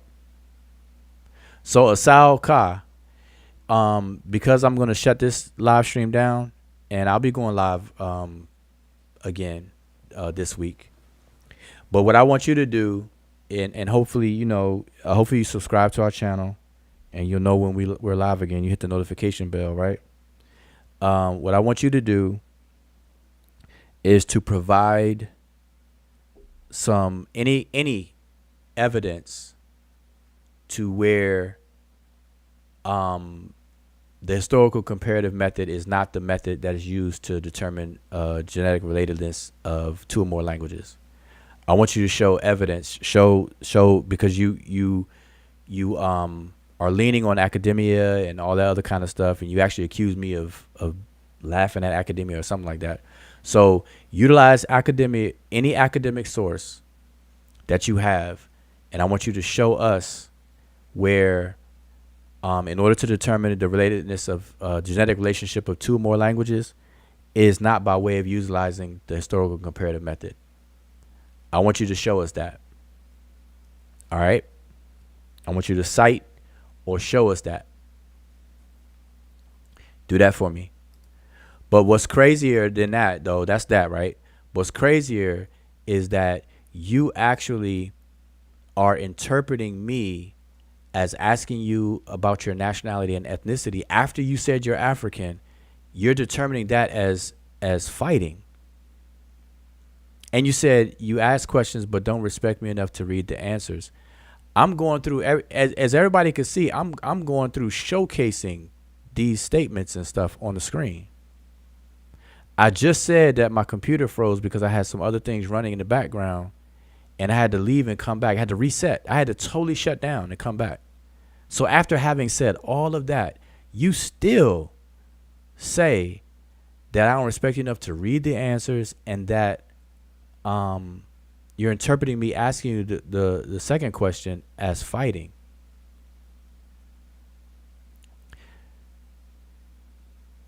That's real crazy. So see, when people do this, because see, I have patience, and some people get on me for having the patience of even entertaining you, not you, but people that do what you do. Because there's other people that do what you do, and I give time to, and some people get upset with me by me doing it. But I'm gonna tell you this: I have patience and I can tolerate a lot, right? But there are limits. I do have a cap. I do have a limit and whatnot. But I'm very patient. But my patience will and can run thin. So when you make too many accusations that are just way off the mark, I can see if you were even close. But a couple of things you said towards me was 180 degrees opposite. So that was crazy, and I didn't interpret you as fighting me or saying, "Oh, you don't respect me," like how you sound like you crying right there with that comment. You ask questions but don't respect me enough to read the answers. Like, I don't do that. But it sounds like you're whining with that response right there and stuff. So to me, it's just all excuses. Like, all of this excuses. You didn't want to hit the link. You just gave some excuses. You don't want to ask the nationality ethnicity question. That's just a bunch of excuses. You're just copping out from answering the questions. And so with that, my patience gets real thin real fast when people behave like that. Just so you know. Just want you to understand that. Descriptive, sociolinguistic, psycholinguistic, computational theory. Oh, he's just rambling on now.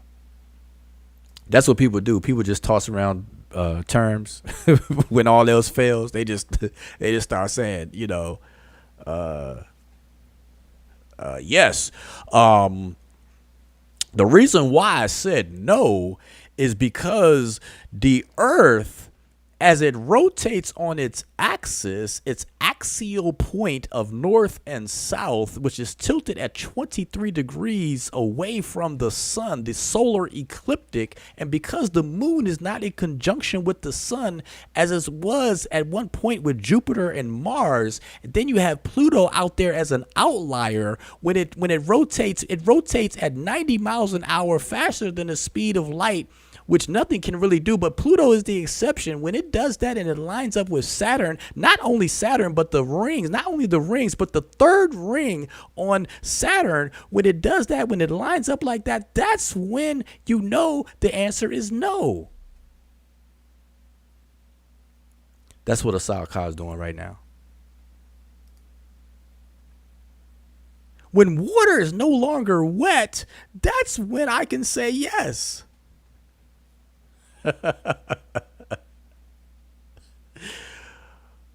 Oh boy, I tell you, man, there's a lot of personalities online, boy. You can't knock it. You can't knock it, boy.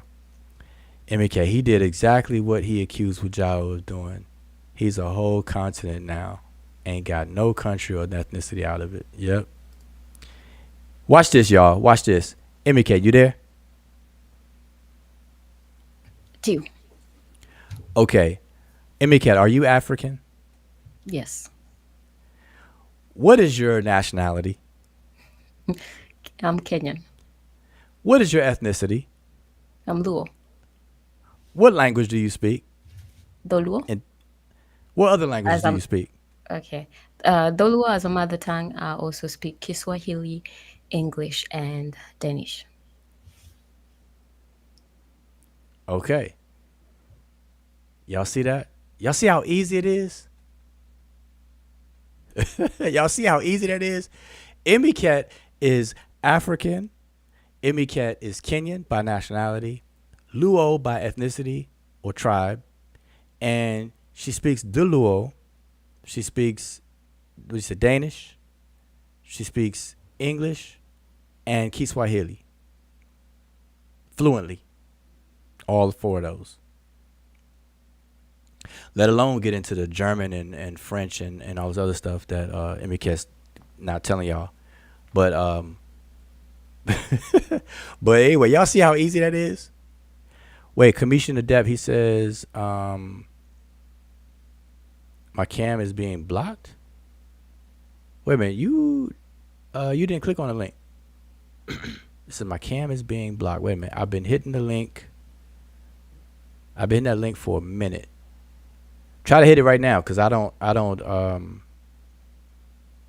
see you in here. Excuse me, I don't see you in here.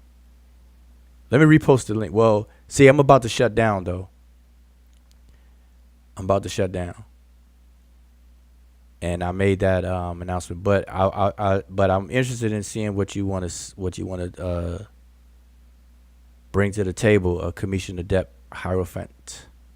So let me I'm gonna repost the link just in case I may have posted the wrong link. I don't know. I doubt it. It shouldn't be the wrong link. All right, so click that link. Commission, click that link right there.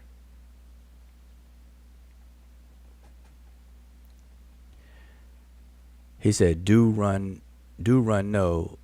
Wait, what? Do run no. Oh, now. Do run now. Oh, I'm assuming you mean don't run now. I'm assuming you're saying don't run now. Okay. Nobody's running. I'm not going to stay on here. He said he runs. That's what I'm saying. These people, y'all are definitely trolls at this point. Y'all are definitely trolls. Everybody in their mother knows that Wujao don't run. Like straight up and down. Let me ask anybody in this chat. Anybody in this chat right now. Y'all answer this question. Does Wujao run? That's just a question for everybody in chat. Does Wujao run? In the running sense that they're trying to imply, does Wujao run? And I'm speaking to about me in a third person. Yes. Does Wujao run? Versus does Wujao pull up on people's channels? Do I pull up or do I run? on this channel, do I run or am I here? Do I not give out the link and hardly anybody ever comes on the panel? Those are my questions to the chat right now. Because whoever these folks are, they definitely have got me confused with somebody else. It says it keeps saying your cam is denied. Okay, there you go. You don't have to have your camera. Just turn your camera off. Yeah, just turn it off because I actually did with my phone. Yeah, there you should be. Yeah. Okay, so hope long as your audio work and long as you can hear me, then you should be fine. You don't have to have your camera. So Commission, if that's you, there you go. You're in.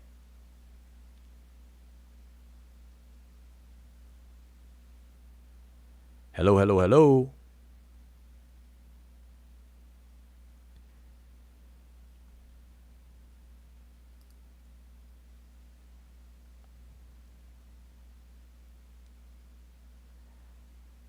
So look, if you ask anybody in the chat, does Wujao run? Nobody's going to agree with that.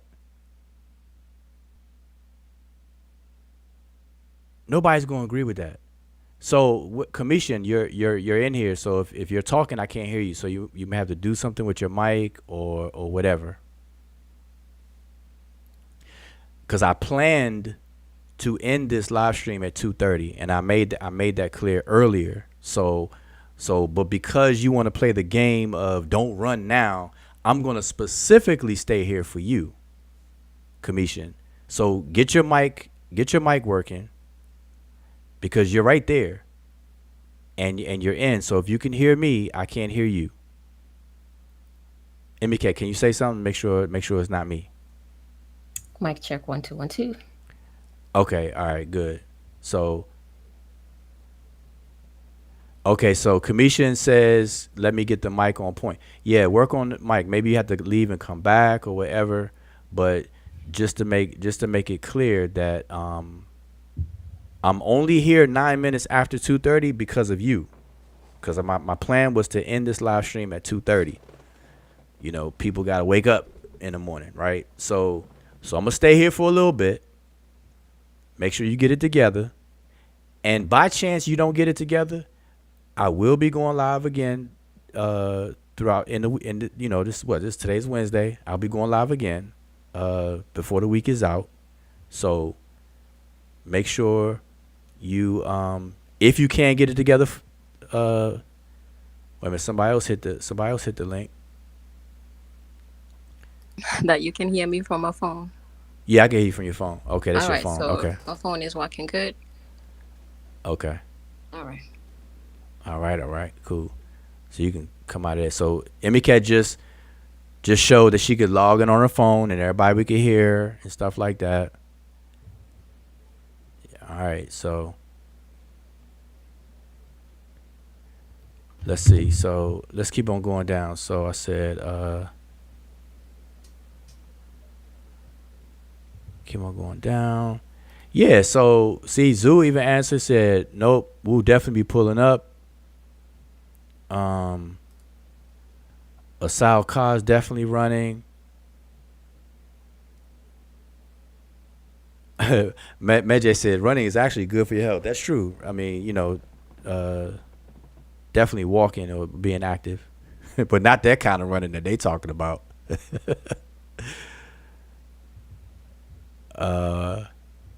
Babylon Done, peace to Babylon Done. Yeah, he pull and the run. All right, don't know. Asal Ka says, yes, you run, respond to the answer you asked me to re-answer. You put on screen and started to avoid by saying random stuff, by asking Emmy stuff, respond. What? That's crazy. All right, so we're going to try Commission again. So there he is. He popped back up. Commission, can you hear me? And if you could speak, let's make sure your mic is working. So let's welcome Commission on the panel. That's him with the K, and I do not hear anything. I don't hear anything. Commission, you got to get it. If you're talking, Emika, do you hear him? In the chat, anybody in the chat can hear him? None. Okay, because I don't hear anything. Oh, proof evidence says I was missing the action for whatever reason. Yeah, I took a hiatus. Yeah, everybody know that. I took a hiatus. But you know what? Proof evidence. Before I took a hiatus, I pulled up on everybody's channel purposely because I was taking a break from the social media platforms. I made my rounds. I pulled up on Garfield show, pulled up on Smash Rockwell show, pulled up on all of Unk's channels, and who else? That was it. I pulled up on everybody's channel that you know, and Actually, I think you even went on unbiased channel. People actually sleep on unbiased channel oh as well. yeah. Yep. I went on Yeah. unbiased sports channel. Yep. Went on his channel, and everything. And when I say pull up, it wasn't for like combative reasons or anything. I just visited so maybe I should put it that way. I visited everybody's channel prior to taking a hiatus from these social platforms. So yeah, definitely. But what's crazy to me though, really, I mean, this is all serious. This is all jokes aside. We have to stop doing that. Like people just say anything, right? So Asal Ka said three things now tonight that just completely doesn't fit me, and that's dangerous. And see, that's when it started getting disrespectful though, because he accused me of not having respect for diversity in Africa. And oh yeah, Medjay, that's true. I pulled up on Chief X channel too. You're right, I did. But anyway, back to Asal Ka, right? Asal Ka accused me of being a part of African Americans that don't show any respect to the diversity in Africa. That is completely the opposite of what I do. It really is. I advocate for the diversity and about the diversity all the time. It's crazy. So for somebody to say that they're just saying something, this is like trolling at that point. Then he said I laugh at academia or whatever the case is. That is so not true. That's again borderline just trolling, just saying anything. And now, what was the other comment? Oh, he says, where was it? Yes, he says, I run. That's the craziest thing. When Asal Ka, this entire time you've been engaging me, the link to come on the panel has been there. And I asked you to click it. You said no and start whining. No, I don't want to do it because you don't respect me enough to read my answers, and you don't agree with enough information for me to do that and everything and all that. That's how you sound. You sound like you sound like on the Charlie Brown cartoon, one of the parents, wah wah wah wah. Y'all ever hear that? All the adults on Charlie Brown, wah wah wah wah. Charlie Brown's like, Mom, Oh my God. can I go outside and play with Linus? Wah wah wah wah. Wah wah wah wah wah wah wah wah. That's In fact, he said somebody. I think I forgot who agreed with him on something. So he said, "Let that person come in first, so then he'll come later." So he was like, the panel. I don't know why he's scared of the panel. So he wanted somebody to test it first, and that's crazy though, because it's like I don't know why some people are scared of this panel. Like all you're on your phone in your house.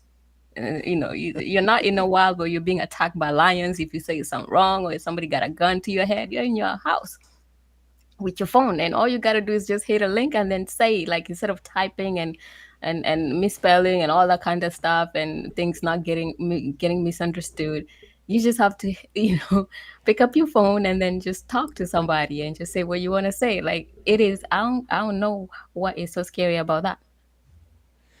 yeah. Zoo 221. Listen, if you could do me a favor, if you're able to, if you could do me a favor, click the link real quick. I just want to test something. I'm not gonna keep you on. Just if you can just come on the panel for a second, just to say peace. So Zoo Aziz, if you could just click the link to pop in to give a shout out to everybody. Then you can exit. I just want to make sure that it's working.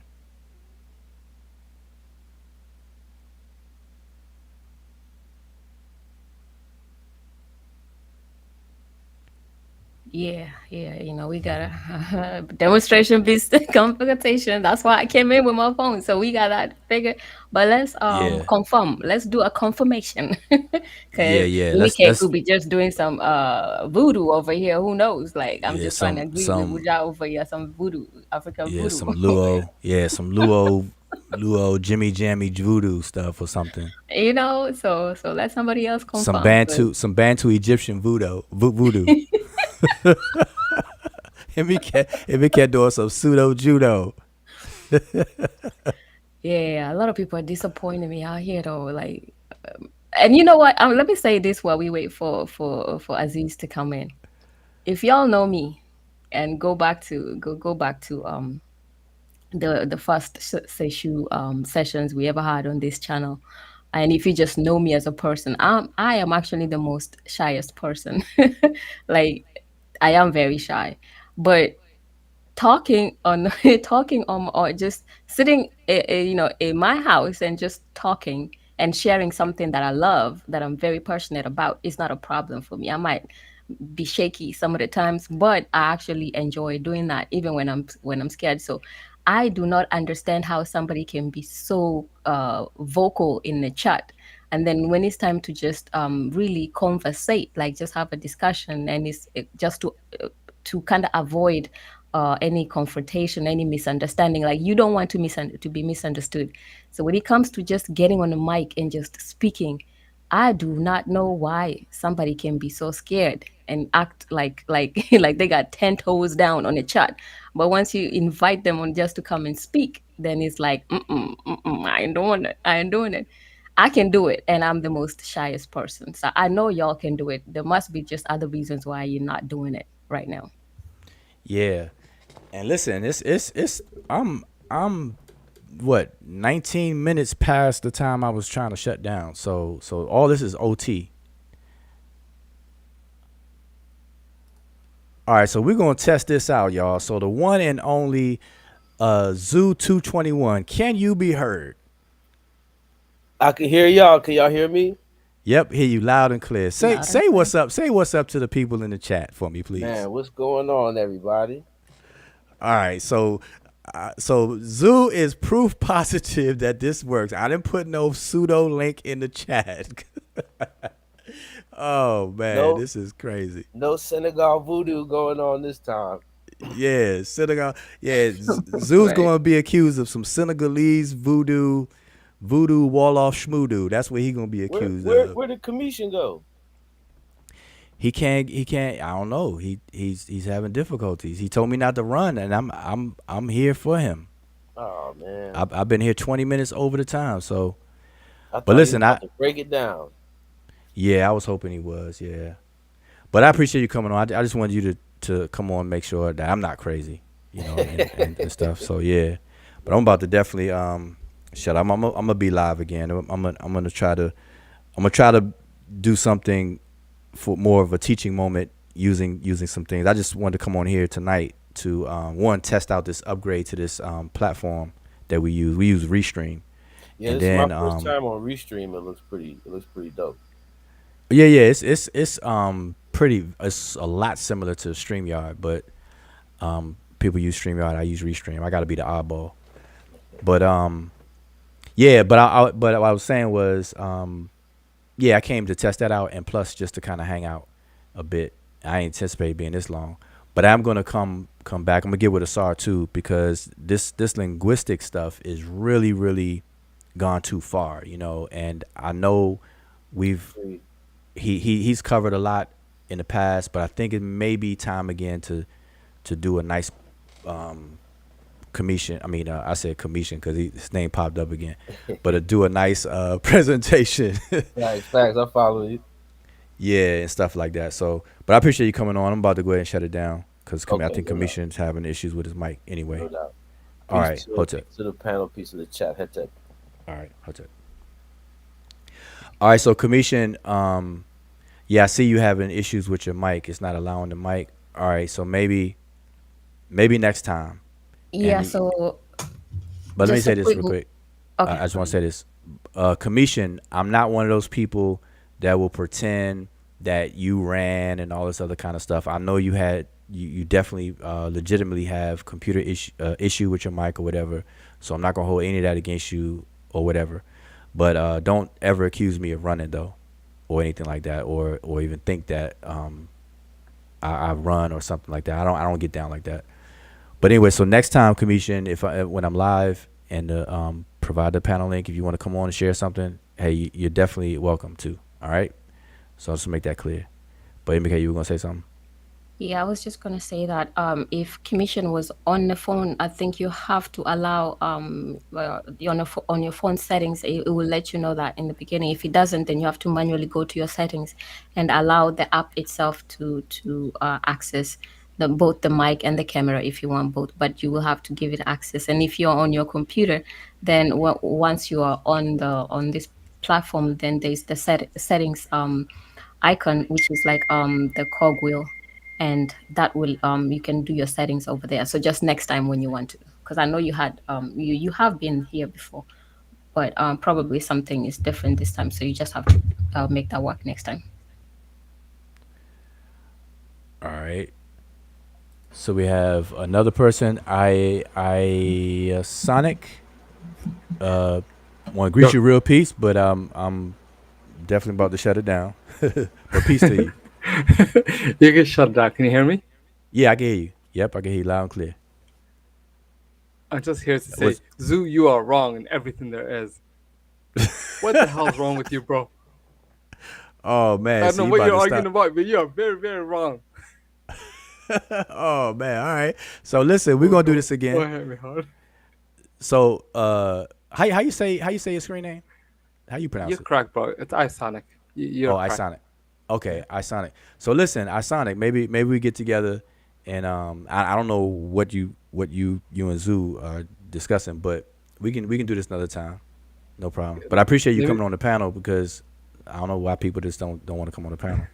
But I bro, was hoping I hoped you had came on earlier or somebody would come on earlier, not when we're about to shut down. So bro, I'm playing video games right now, so I'm just enjoying the chat and watching you stream. I came on okay, just to be a troll for the most part, and all right. Zoo didn't even come on and say anything important. I wanted to come in and say, "Hey, you're wrong," Oh and oh oh oh. so he so Kamisha, you see that? See, Isonic came on, no problem. Zoo came on, no problem. So Kamisha, we gotta work on your phone or whatever you're using. But next time, yeah, next time. But anyway, Isonic, where you hailing from? bro, I'm from Canada, but I'm Somali background. I'm born in Somalia, but the thing is, I am from Canada. I grew up in Canada, and I got education in Canada. Okay, all right. What time zone you on? I'm Eastern. Eastern, bro. Oh, Eastern. Okay. All right. Yeah. So it's late where you are too. All right. So we late hours, man. I got to shut it down because I got some things to do in the morning. So, but I Okay, appreciate you coming through. You always welcome to come through, just like everybody else. All right. bro. I'd rather be Okay. lurking in chat while I play video games. At the end of the day, sorry that I bother you this late. Oh, nah, Um, no problem. Eastern time zone. I'm a gamer. I try to play my Okay. game while my wife and my kids sleeping. So Oh, what's your it's what's all your what's about. your game of choice? What's your game of choice? Right now, I'm playing Destiny 2. I've been playing that for 10 years. Oh, dang, go on, man. See, that's dangerous. See, I purposely don't own the gaming console because I would get swallowed up. Like y'all, people thought that I vanished for a year and a half. Just now, man, people would never see me again if I start playing video games. No, seriously, because Yeah. I just go too hard Yeah. in video games. That's why I don't own PS nothing. I don't own PS5. I don't own Xbox. None of that. Bro, Nope. you got to go to sleep. But one thing I have to say is this: I work 40 hours a week. I have a child and a wife. At the end of the Hmm. day, when they go to sleep, I want to play a bit of video games at the end of the night. And Mm. it's kind of I agree with you. It's bad for my Hmm. health because right now I'm gonna play video games for another hour. I'm gonna wake up in 2.5 hours, get ready to send them to daycare, send them to work, and then go to work myself at 8 a.m. Mm. Well, Hey, more power to you, man. But I appreciate you coming through. I'm definitely gonna shut this down. It's almost 3:00. I was trying to shut down 2:30 at the latest. So definitely gonna shut it down. I appreciate you coming through. Yeah, peace, bro. Okay, peace. All right, so everyone, again, Commission, if you're still there, next time, definitely come through. You're welcome to come through, just like everyone else. But I appreciate everyone hanging out, listening and stuff. I was able to test this out and hang out with you guys, and we volleyed a bit. So next time, I will have, maybe a specific topic to discuss. And like I said, I'm definitely going to check with the brother hotep, see if he can do one, or collectively we can do have a discussion on the historical comparative method and what people are missing out of all these different conversations, maybe to clarify things, get people in sync again. I don't know. That maybe that'd be our attempt to do so. So other than that, again, I appreciate it. Appreciate y'all tuning in, and y'all make sure y'all keep your fingers on the pulse and get your books, get your study on. All right, so with that, I'm going to say Shimon Hotep, but I'm going to leave y'all with Dr. John Henry Clark, and I feel it's an important message. All right, peace.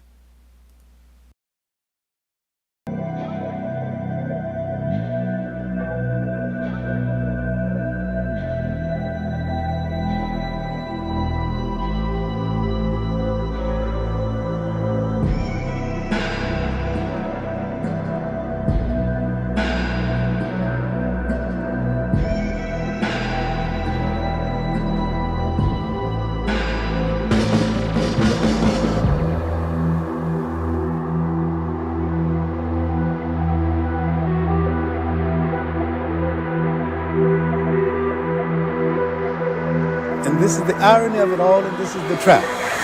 The Europeans began to manipulate history when they rose and began to expand into the broader world in the 15th and the 16th century because they had to justify the slave trade, and they had to justify the colonial system that followed.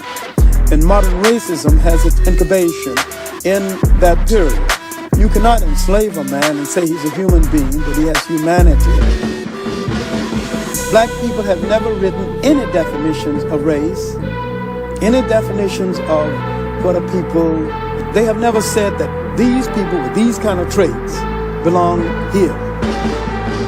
Because modern racism had its development in the pseudo-scientific development of intellectual Europe after the 15th century. And they began to say that certain kind of people belong to certain kind of race, and they created the concept of race and racism itself.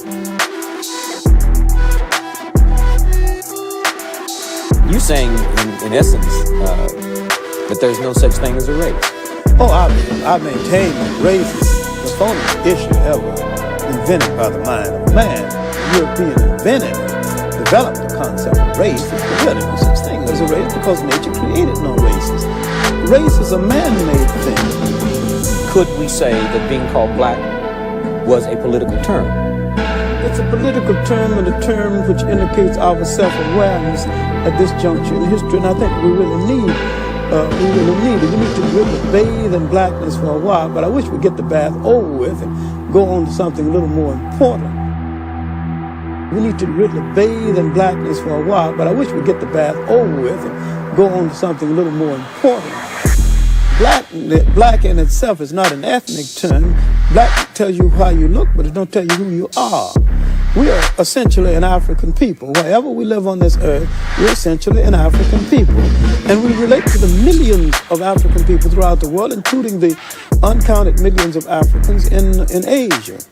The word Afro-American or African-American would probably be more appropriate and more honest and more in keeping with what we actually are. Because all of us are not positively, physically, real jet black. And so the argument now sometimes is between the supernationalists and the mild nationalists and blacker than thou.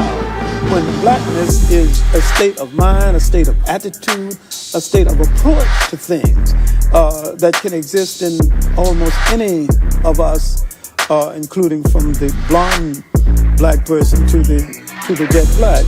And the jet black can be traitors, and they can be patriarchs, they can be a whole lot of it. See, we've been everything in history from saint to buffoon.